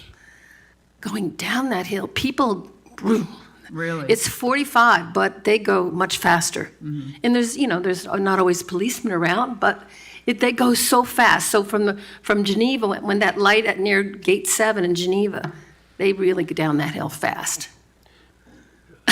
Refresh me. What is the So speed limit? are we changing it on that? Are we changing it to like 40 going down that hill, or? It's 40. It's going to be 45. Oh, it's gonna, 50 to 45. I thought it was same. 45 already going down Let me that pull up a hill. map and we can all Yes, look at it. But I together. recall it's 45 going up the hill, 40 or 45, and then it's 50 for a very short distance. Well, I thought it was 50 starting there, soon after you come under the 73. I'm talking about traveling east. Yeah. Yeah, so going up the hill. Let Chris clarify this. Sorry, I'm pulling up a map real quick. Give me just It's a 50 moment. coming off of the freeway going up the hill, but it's, isn't it 45, Chris, going up the hill toward I thought Gate, as you approach 9? Geneva that it changes to Slows 45. down, I thought. That's why it would be more consistent. Yeah, with these proposed changes, it would definitely be more consistent. The 50 mile per hour segment is an outlier on the balance of El Toro. Is it let up me- and down down so that it'll be street, both, Chris? Near- both sides of the street would have the Oh, same okay. speed limit. Sorry, I'm just pulling through. Okay, let Alrighty, me share my screen. thank you. Thanks for doing such a great job. All right, so the first exhibit here, and I'll orient you once it shows up. So these are the existing speed limits. We are right here where my cursor is, where the two lines intersect is Moulton and El Toro. So when you get to Calle Sonora, the red line that you see that goes all the way down to Aliso Creek Road, that red segment is a 50 mile per hour segment on both sides of the road. You can see before and after it, the orange line, those are 45 mile per hour segments. So right now you're going from, if you're in Laguna Beach headed towards Laguna Woods, you're going from 45 to 50, back down to 45, and then when you cross over El Toro and Moulton, you drop down to 40 miles per hour. With the proposed change, and that's what's on this next exhibit here, with the proposed change, and you can see it highlighted in yellow there, or in white there, you would maintain a consistent 45 miles per hour from Laguna Beach into Laguna Woods, all the way until you get to the Moulton and El Toro intersection, at which point it would drop down to 40 as it does now. So this would eliminate that 50-mile bump that exists there right now. You can look at the rest of the streets that the city exercises control over, and you can see that those are all 45 or 40 mile per hour street segments. The nearest 50 mile per hour segment is on Moulton Parkway, but not until you exit the Laguna Woods city boundaries and you're down in that Glenwood area where it bumps back up to 50 miles per hour. So I do think that with the proposed changes, it would be more consistent, and Pat, to your point, it would slow the traffic going down. It's steep and it curves, so we think this would be the more logical way to. Where would you put the identification announcement, if you will, on the, because that curve, you don't see the length of the road until you get down. Yeah, I mean, I couldn't give you an exact answer on that right now, but we would put it in advance of where the speed limit changes to the extent that we had available median space to do that. And then very likely on the other side, as you're headed east on El Toro, we would probably put it, I would imagine, around the Gate 9 area, where we have a little bit wider median, but we'd have to go out there and take a look at where to put the signs. All right. Are there any other public comments? Public comments are closed. We'll have a motion now for the Do we have second to reading. have a motion on that? Yes, so there'll be a motion and a second to take the recommended action on the screen. So, a second. Second, okay. All in favor? Aye. Aye. Any opposed? No, unanimous? All right. Now, item 9.2. Item 9.2 is the city council meeting schedule. So we included a brief note in your agenda packet, but we're looking to schedule an additional meeting of the city council for sometime, ideally the week of December 9th. The date I'll throw out just as a starting point for discussion would be Wednesday, December 11th. We are looking to schedule the meeting to swear in the newly elected council members, do the council reorganization, and then we have a couple of other regular business items that timing-wise it would be good to get out of the way a little bit earlier in the year. So very likely there would be a small consent calendar and then the council reorganization pieces of it. So we expect the election to be certified no later than December 5th, which is why we're looking at that following week. December 11th is a Wednesday. It's the second Wednesday of the month. I will throw that out as a starting point for 2 o'clock on the 11th if that works. If not, we'll adjust accordingly. Works for me. Does it work? Okay. Okay, so if that's the case, then the motion would be to schedule an adjourned regular meeting of the City Council for December 11th, 2024 at 2 p.m. at Laguna Woods City Hall, 24264 El Toro Road, Laguna Woods, California, 92637. I have a motion, Annie. A second? All right. All in favor? Aye. Passes. Thank you. Come now to the report, City Council reports and comments. Coastal Greenbelt Authority.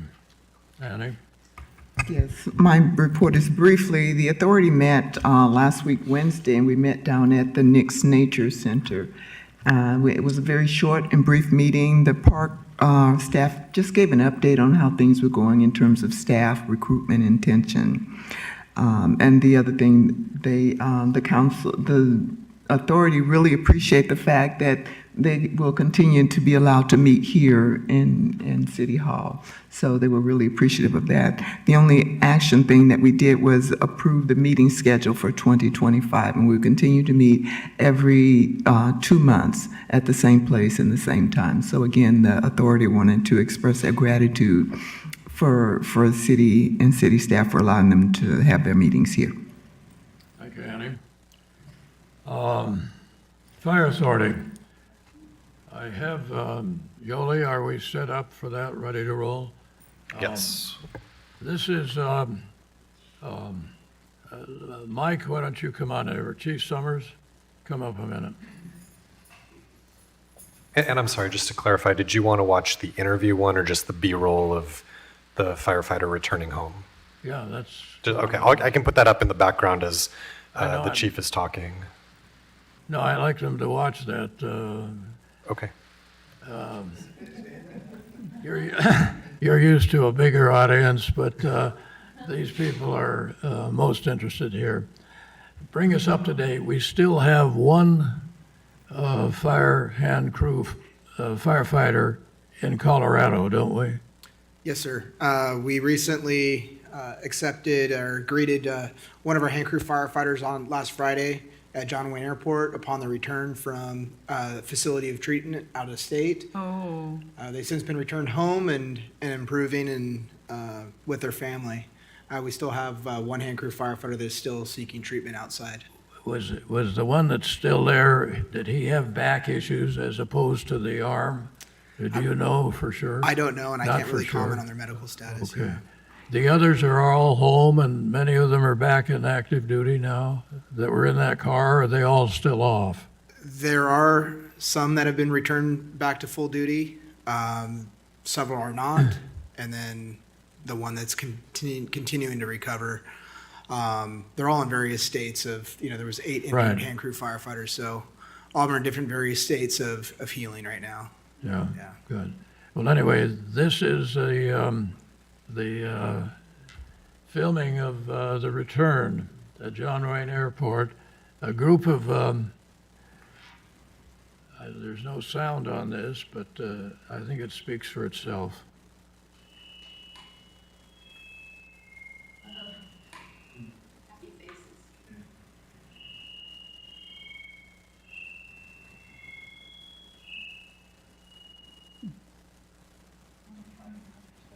You might identify, Mike, who's who there? So we have the fire chief, Chief Fennessy, our operations chief, Chief Perkins, our deputy chief of operations, TJ McGovern, division chief Nick Freeman. We have airport staff from Crash 33 that maintain aircraft rescue firefighting at the airport. And then several of the hand crews, Santiago crew and El Toro crew, you'll see here shortly, that are going to meet them downstairs and baggage claim. Due to airport security, we couldn't have 60 people come up and greet him, unfortunately. Were you guys all inside security? Yeah, we all have different variations of security clearance at John Wayne Airport. I'm one of them. So I was there escorting our executive staff on the secure side of the airport. That's a nice tradition. Now, it means a lot to the family. We're all pretty close-knit. We all worked on this fire together for, almost 2 weeks before this accident occurred. And to be able to be there for these injured hand crew firefighters is part of the healing process. We're all brothers and sisters with one another. We're pretty close. He has a severe injury on that left arm. Yeah.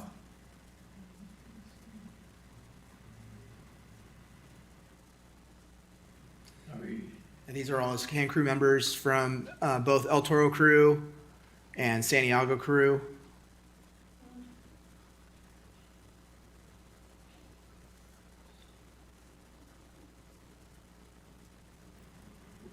One of the other excerpts have him interviewed in a number, and he doesn't really remember that much about what happened when the crash occurred. But he said it's coming along. Yeah, the amount of resilience that we've seen from these young men, they're all in their early 20s. Yeah. Some mid to late 20s and early 30s, but, they got a really strong fortitude and they just want to get up and work out, go out and surf, hike, and get back to work. So I think that plays in their favor.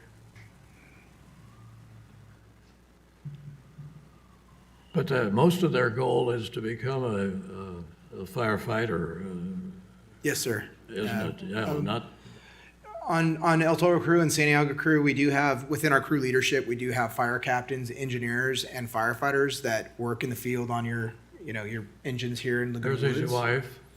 Yes. She's pregnant, as I understand. I hope it's his wife. Don't even let that No, thought it's somebody go through else's. your mind. They're just a friendly group. But most of them are aspiring to become full-time firefighters, those who aren't. But there are some leadership on this hand crew that are full-time, structural, all-hazard firefighters, yeah.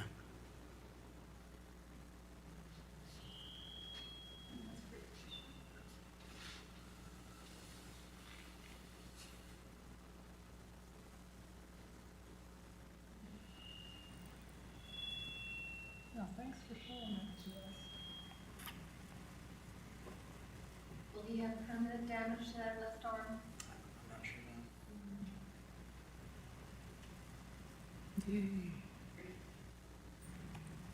I think that's it. Thank you for showing that to us. Yeah, it was a nice tradition. Yeah. Thanks, Mike. Chief. That's my report for today on Fire Authority.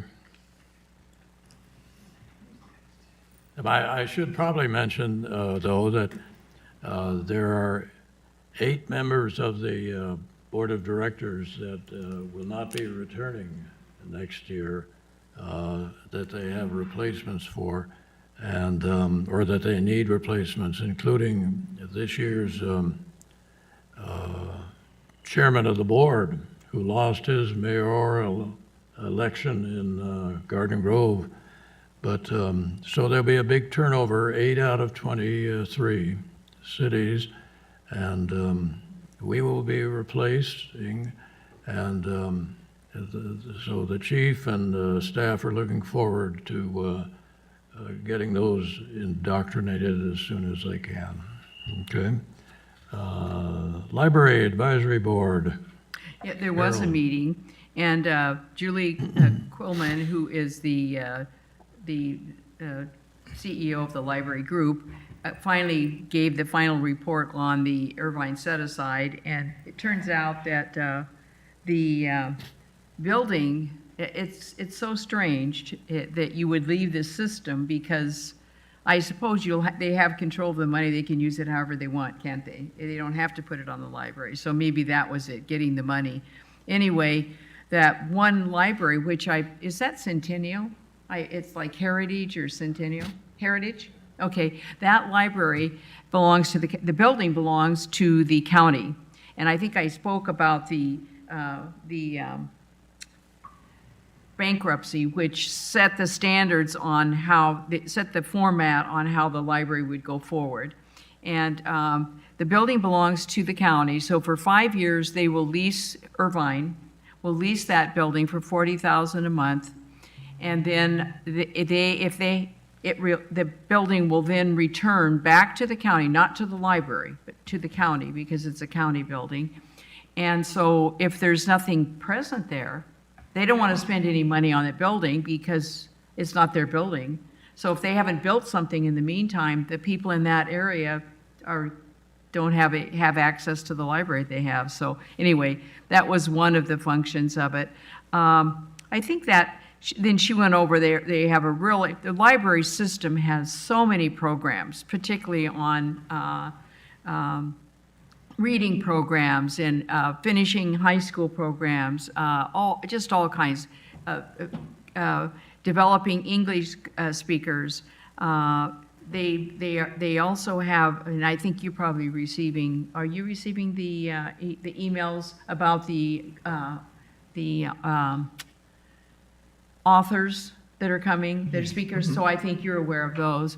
They have major authors in these surrounding areas. So the library it was a good turnout, and I think very supportive of the library system. So that's the way it ended. It'll be final next summer. All right. They're going to do their own thing, so. It's, It's really, it's interesting about Irvine's mentality. you watch those is- things happen and you're just, Yeah, fire authorities next. you think so? No, they're certainly thinking about it. Really? Yeah. Yeah, I tend to think there's some real questionable situations there. Yes, it is. All right, Mayor Horn is unable to be with us today, and so San Joaquin Transportation Corridor. Cynthia. The first thing has to do with the technology of interoperability. We have that in California, where if you have a fast pass for our toll roads, you can go on any toll system in California, including the Golden Gate Bridge and all those other things. And we're working on doing it with Oregon and Washington too, but there's an issue with that.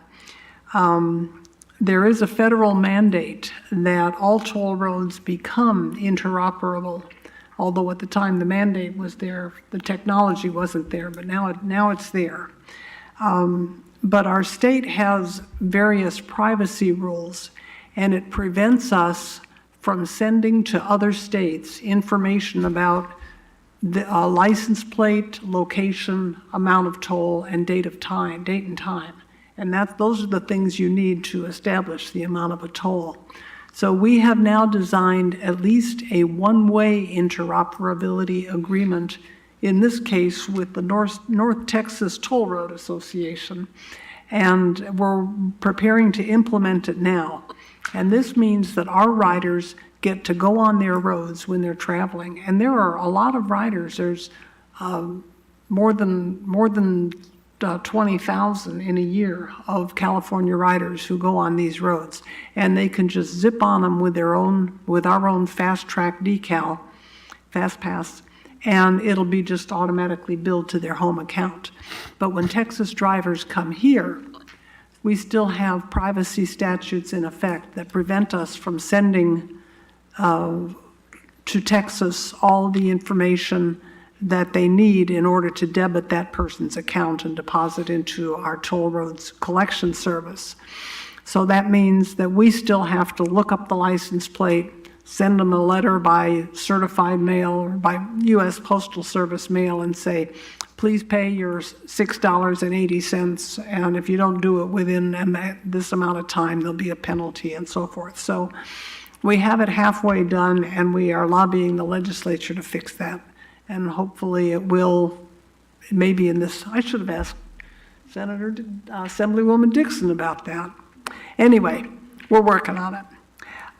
The second thing is how we use our excess toll plaza space. Once we went to all electronic tolling, they didn't need all those toll booths and all those extra lanes.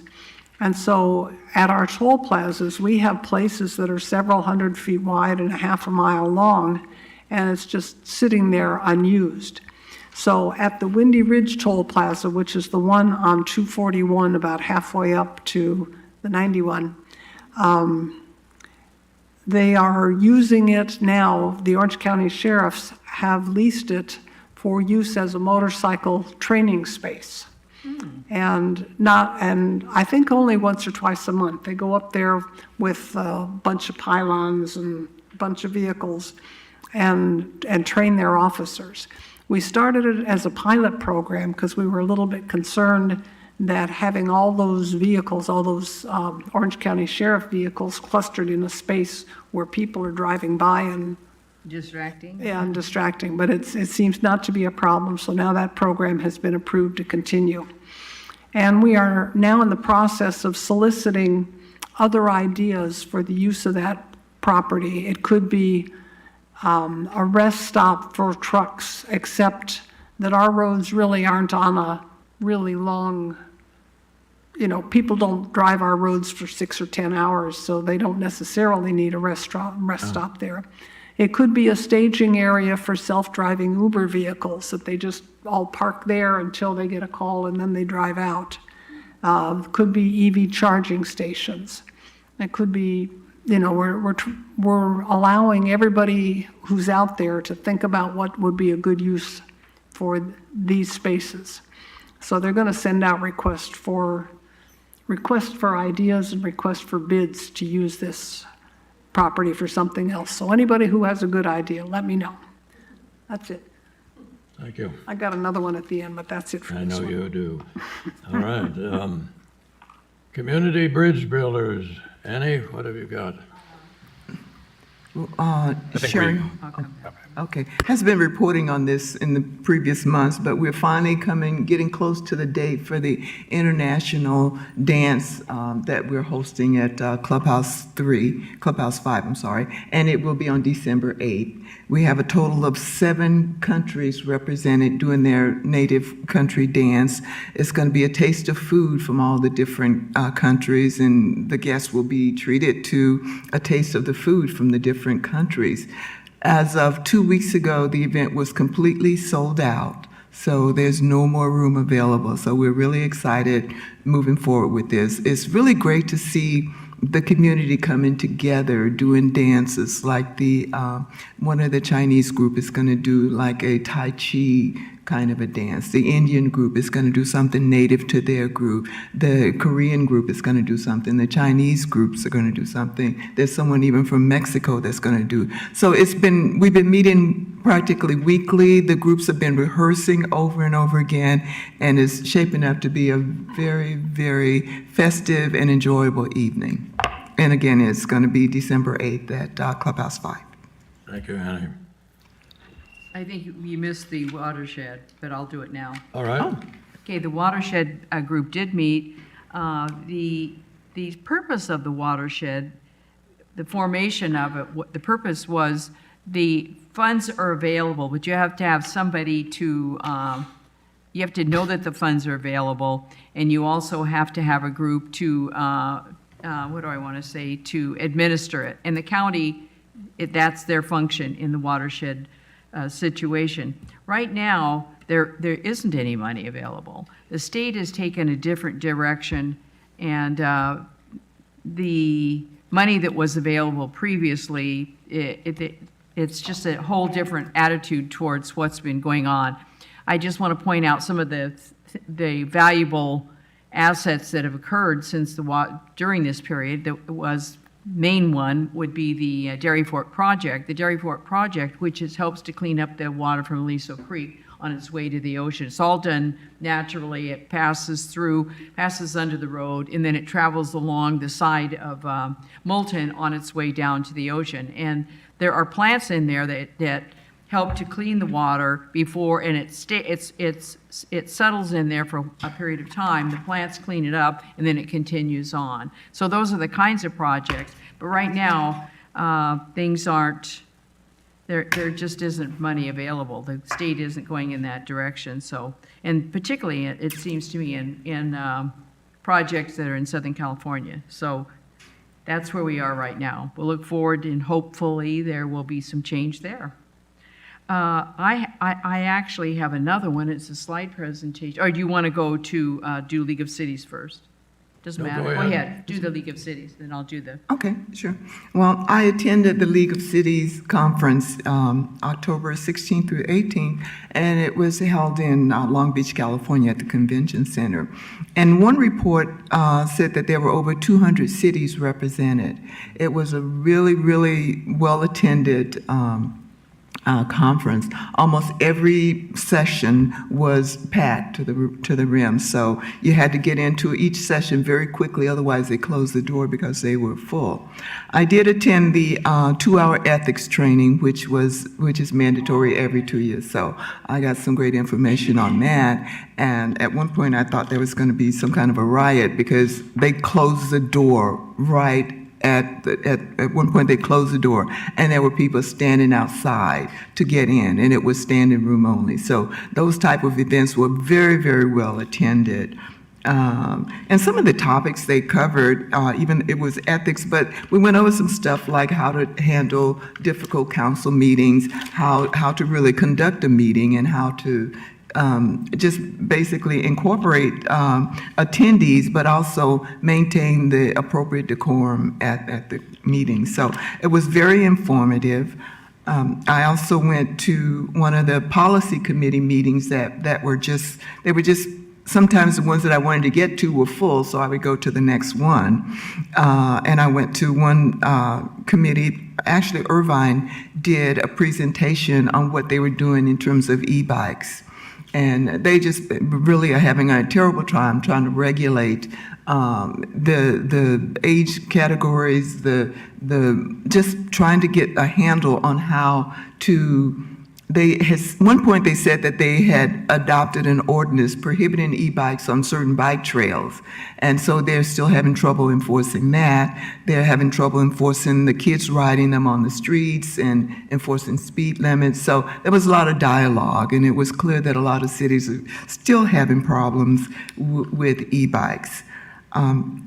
I went to, there was a meeting for the Policy Resolution Committee. So I went that because I was a delegate to vote on the policy. So it was really good to watch the process. What's really exciting was there was a resolution submitted by the city of Glendale wanting the government, it says, amended by the governors. They wanted transparency at the legislative level, and their contention is there's a double standard when it comes to certain things like the Brown Act and open and closed meetings, and the contention was that that there's a set of rules that apply to local government, but they act a little bit differently behind closed doors. And so there was a lot of discussion about that. It was the only thing that the Assembly had to vote on. And so when I got to the Assembly, they needed a quorum of 239 as a quorum. They had 221. So there weren't enough for the quorum.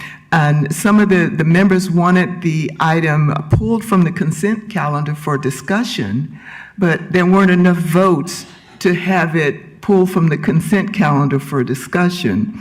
And there weren't enough votes to do anything. So there was a brief discussion, and then the Assembly was dismissed because nothing could happen. So we don't know where the resolution is at this point, but it was not moved forward. And What was the resolution itself?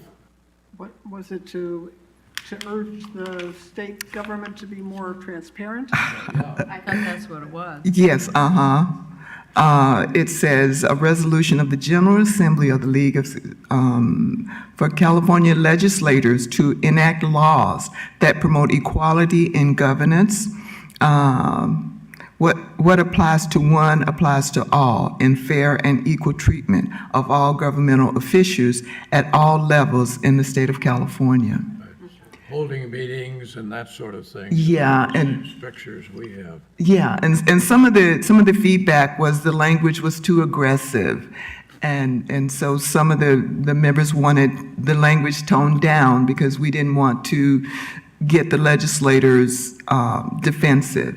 And so it wanted to be pulled back for more discussion, to soften up the language, but to make sure that the intent was still there to hold the legislators to the same standards that they expect us to honor. So I don't know where we'll go from here. But so many of the other sessions were also well attended. I applied for and got approved for the policy committee, and so I am assigned to community service. And so there are some upcoming meetings coming up next year. One of the meetings is in Sacramento, so I will be going to that meeting and reporting back on that. And sorry, before you move on, did you want to report on the reception for the ordinance? Oh, yes, thank you. There was a reception for the Orange County Division just to install the new officers. So the new officers for the Orange County Division were installed. Who were they? Do you remember? No. Okay. No, many of them, not many of the incumbents remained. I can't remember who they are. Okay. I don't remember the cities that they were from. Thank you. Did you, you obviously enjoyed it. I did. I enjoyed it much more than I did the JPI one. Right. It was more meaty in the presentations, and there were a lot more attendees. So I think I know they were different because JPI basically was a risk management, but the League of Cities just incorporated everything. New council people, new council member, old, returning, just updates on what's going on and how they can be of service to us if we have requests from the League of Cities, and how they are ready and available to support us. Good. Thank you very much, Annie. Carol? Yes, I have a report on LAFCO. Yes. Okay, LAFCO is the Local Agency Formation Commission. I have to advance each one. There it is. You want to advance it? Oh, the creation of LAFCO. It was created in 1963 by the Cortese-Knox-Hertzberg Act. Their purpose was to manage the orderly growth and development of cities and districts. They were also known as the state steward of good government. The California legislature created LAFCO as it's actually an extension of the legislature. During a time of high growth in the state, the purpose was to encourage orderly government, to act on proposal to change boundaries, and to preserve open space. Okay? The LAFCO Commission is intended to be independent, impartial, and fair. Okay. The LAFCO Commission complies with both the letter and spirit of the laws, uses public office for the public good, conducts public deliberations and processes openly, and conducts public deliberations with respect and civility. I'm good with that. LAFCO duties include consolidations, spheres of influence, and municipal service reviews. Understanding consolidation, SOI, and MSR. Consolidations are the combining of entities, but may only be a change in boundary. Sphere of influence is a planning boundary outside of the legal boundary, and the municipal service review is a study of the level, range, and performance of governmental service provided within defined geographical areas. Will you hold a second?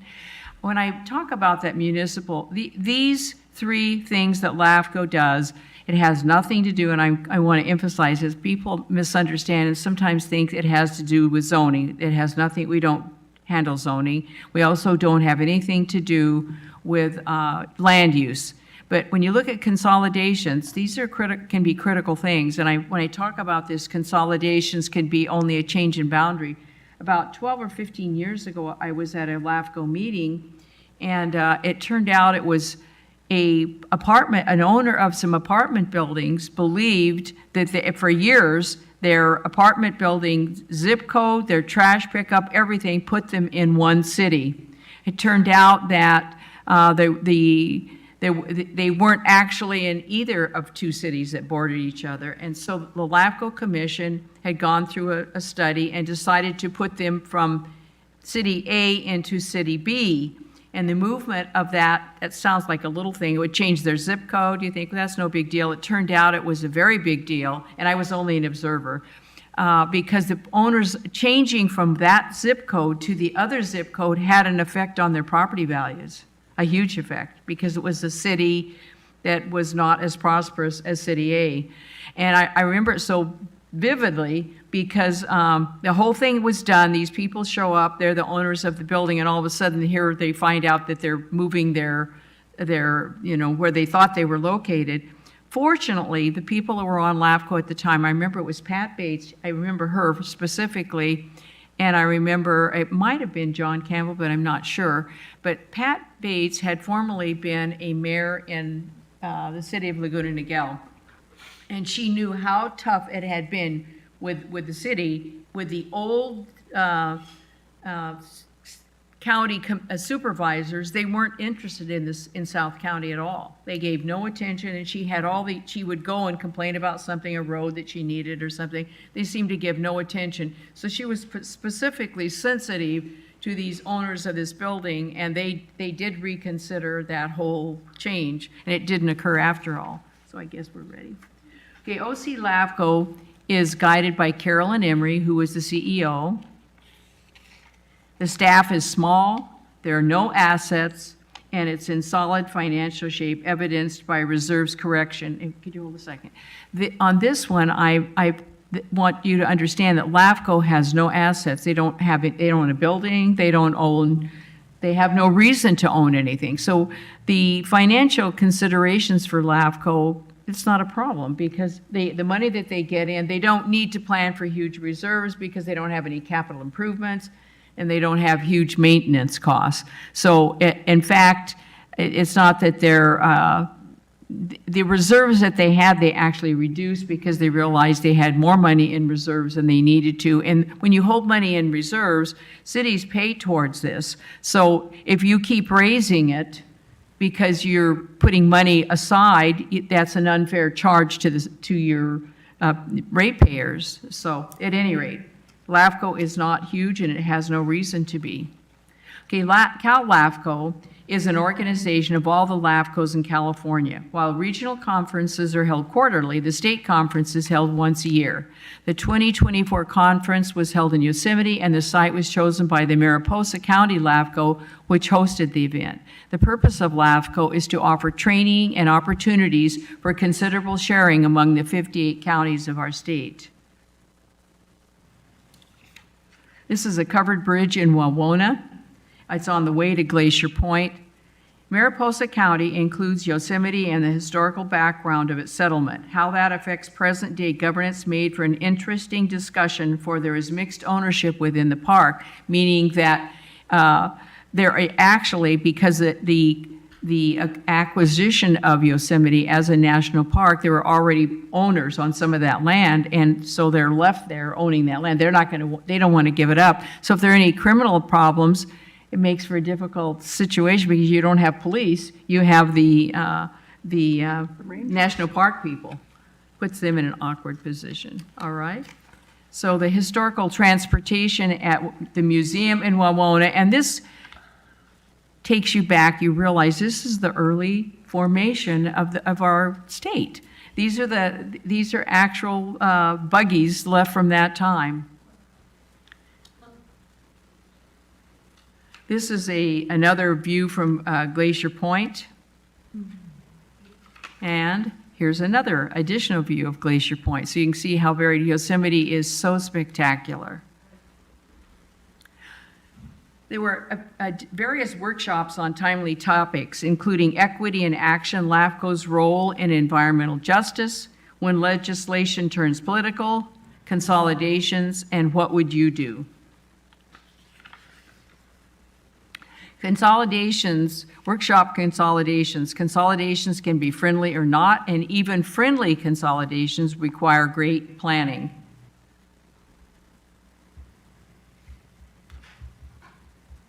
And participation is the key. LAFCO is often misunderstood.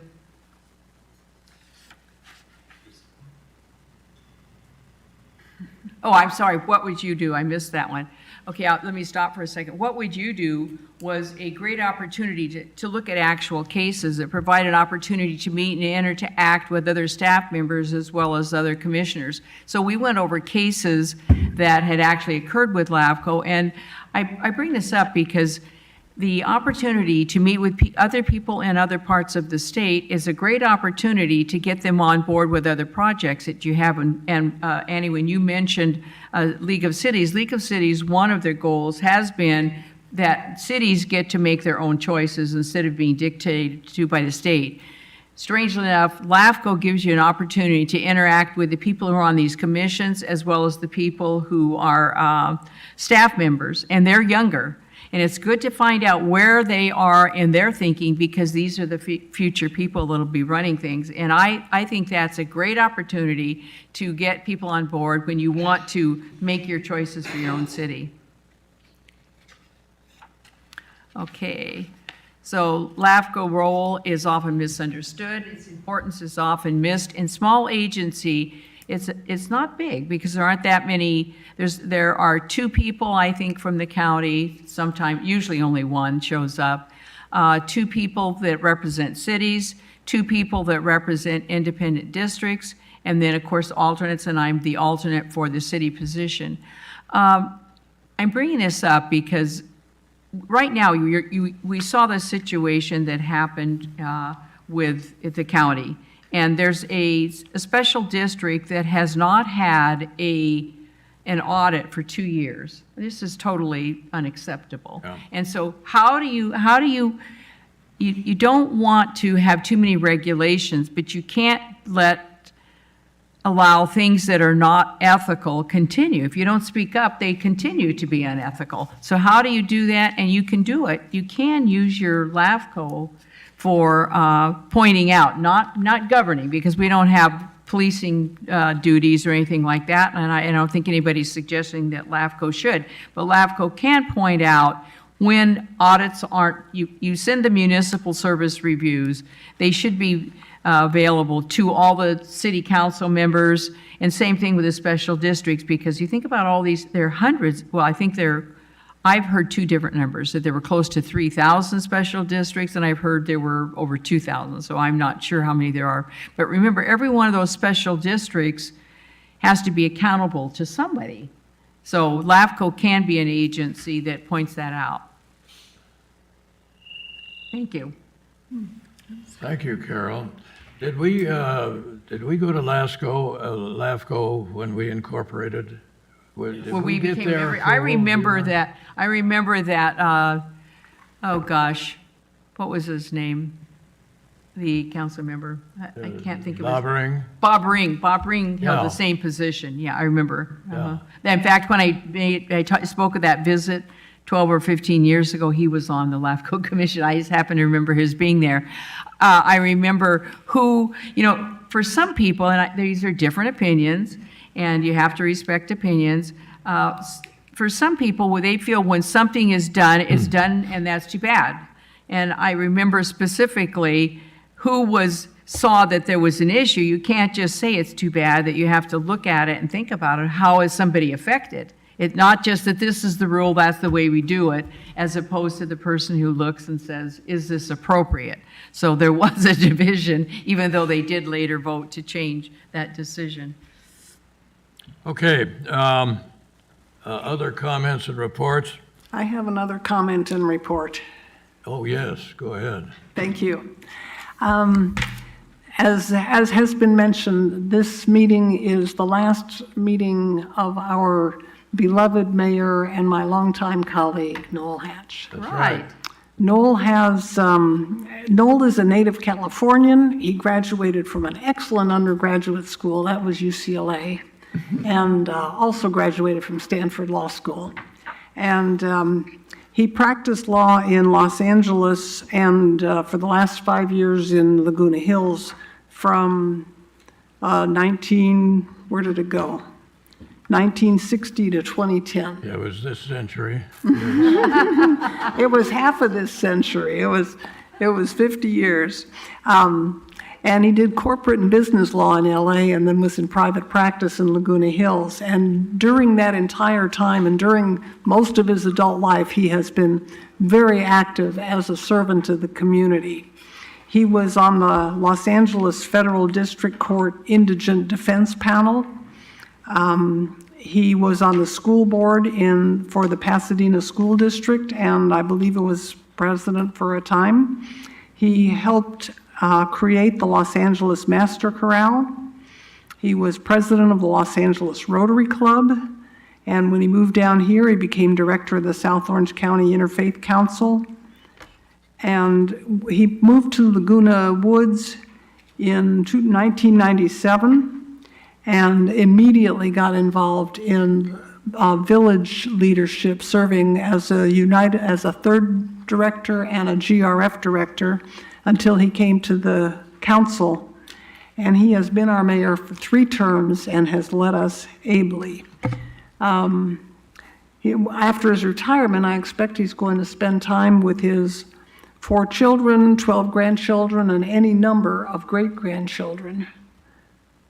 Only one so far. Only one brand new one. Oh, okay. Well, at least you've made that jump. He's also active in the Art Association, and he's a very good painter, and he does a lot of genealogy, and he has been active in the LDS Church as a bishop, as a mission president, and as a teacher and advisor for youth and adults. And of course, his wife Sally wants to see him once in a while. That's right. So thank you. You're very kind. I want to thank you, we all want to thank you for all of your service to the community. And I know you're going to continue with the cemetery district. Yes, I am. And I know you're going to I have a continue with personal the church. interest in that, yeah. And Actually, so we appreciate the crowds that come to our meetings. Yeah. Really, okay. But we're also looking forward to your Chalk Talk. Yeah, you got the invitation, walk. Yeah, I we think. got the That's coming. invitation. Listen, thank you, Cynthia.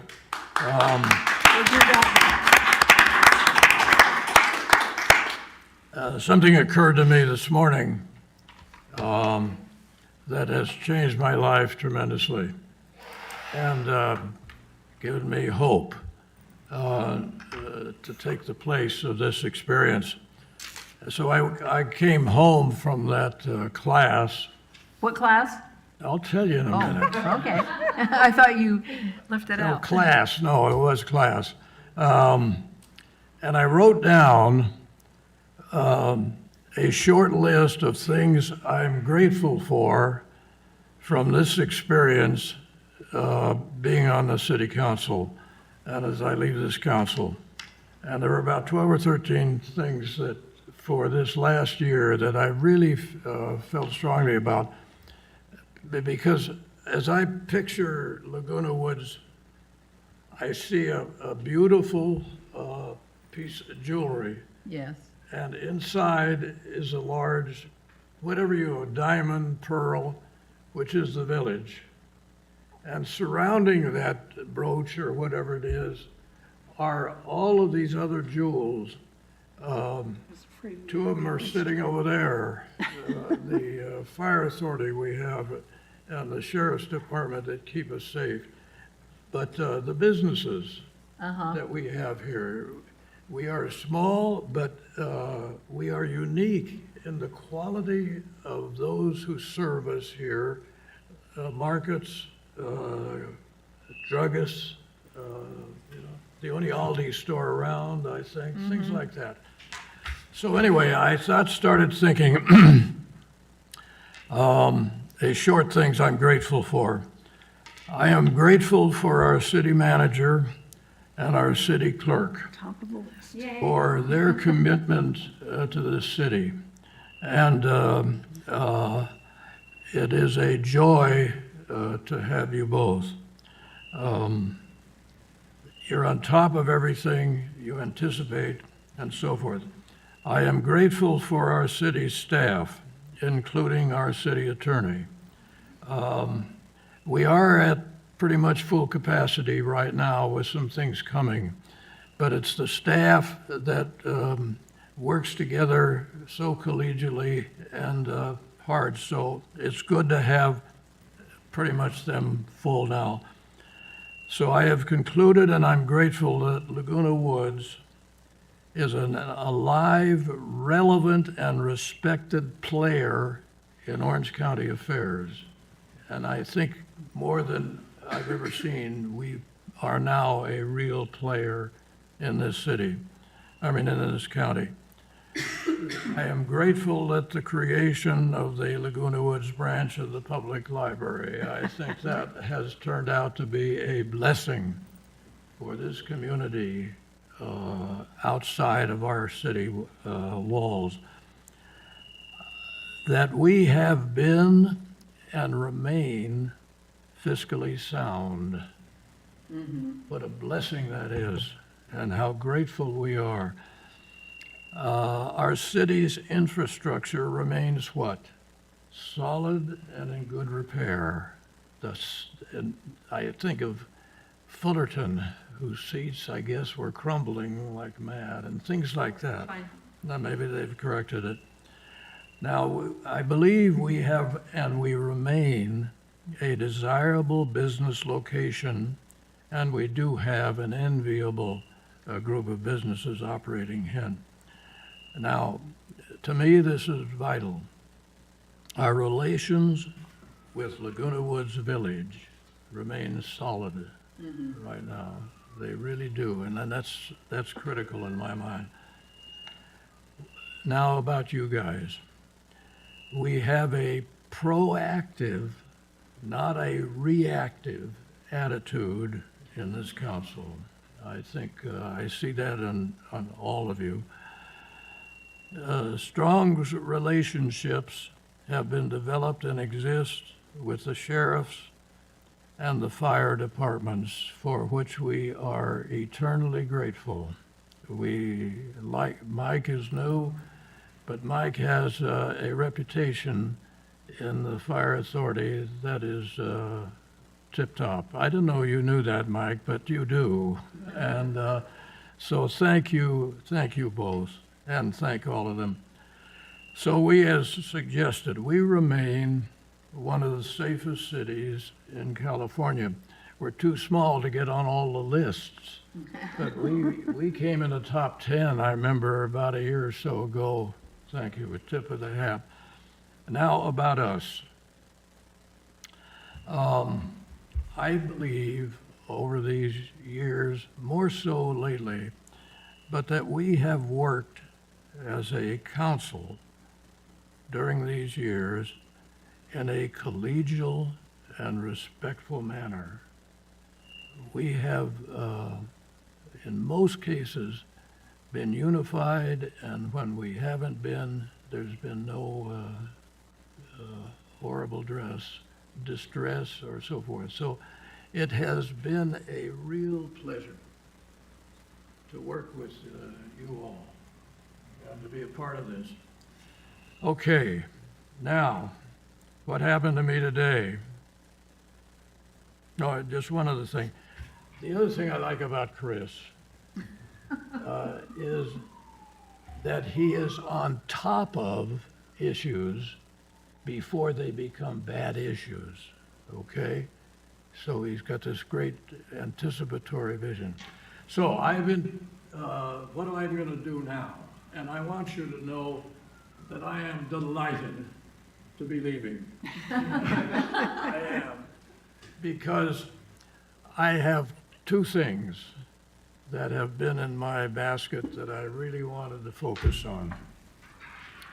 One was painting, art. I am an oil painter, and I take, never really took a private lesson, but I take the emeritus program from Saddleback College lessons, and there was a teacher there that was there for a number of years. That was great. So I've been painting for the last, 4 years, 5 years, and I'm taking this class from this young lady who is a very respected and nationally known painter who's out here. And I had a couple of paintings that I had done that were photographs of Ansel Adams, if you know Ansel. Mm-hmm. And one of them, I don't sell my paintings or do anything like that. I just put them on the wall. And I'm painting primarily for my grandkids, okay, to remember me by, all right? So I had this painting about this big, 20 by 24, something like that, of this California valley, and it left me cold. It just, it didn't seem to be, it was nice, it was done well, but it just didn't do anything for me. And so at class this morning, right near the end of the day, I called her over and said, and there it was sitting there with the photograph that it was painting. And I said, it's missing. I just don't think. And she said, well, I like it, and I wanted to do one thing. And the week before, I had taken another painting in that's going to one of my granddaughters, and she looked at the painting, and she said, that's beautiful. It's beautiful. So anyway, when she said today, we had this discussion of artists as opposed just to draftsman or something. And I said, you know, I don't want to be, I'm sorry I'm taking so time, but you're not going to hear from me ever again. Take all the time you want. I don't want to be a copyist. I don't want my painting simply to be Ansel Adams in color, okay? And we had discussed, so I had asked her in front of the class, I said, what is an artist then? What is an artist? And so there was this long discussion. And so I said to her, she's standing there looking at the painting, and I said, you know, I want to be an artist. And you know what she said to me? She said, Noel, you are an artist. Even though it's, man, I can't wait to get out of this room and get in the garage and get my brush and my paints out. So, listen, it's been a great experience here, and I am looking forward to writing my personal memoirs and my thoughts for my grandkids. There are 12 of them, so that they can remember Granddad and some of his experiences and things and so forth. So I leave with my blessing on you and our newest Pearl. I have great respect for everyone in this room, and You have my thanks, and I will be most happy just to disappear into the dust. And when I give the signal and I get my paintings ready for an exhibit. Don't the forget village one will here. never do it. Yeah. We need one here, So if not more. may you continue to work in comedy and unity. You're not always agreeing, but we all share one thing. Even Mike, even you, even though you haven't been here, there is something so unique about a city with the average age of going on 75 or 76 years old that are still riding electric bikes and things. So it's up to you to keep us safe. Catherine, you gotta stay healthy for the next 4 years and be the, not the naysayer, but be the guide here, okay? And so thank you for coming. The speed limits will be changed. So anyway, it's been a great time. Thank you. So, Thank you. let's go home. All right. No closed session? Mr. Mayor, Yeah. I would like to adjourn this meeting in honor of you and your years of dedicated public service. Okay, all right. With that in mind, then, this meeting is adjourned to the next meeting on December, what, 11th. 7th? No, the 11th. The 11th, The yes. 11th? We all have at, different dates. 2 PM, right? And we'll welcome Pearl and all that sort of thing. Thank you. The Lord bless us all, if I may say so. Thank You you. may say so. Okay, let's go home. Can I take a picture of you all?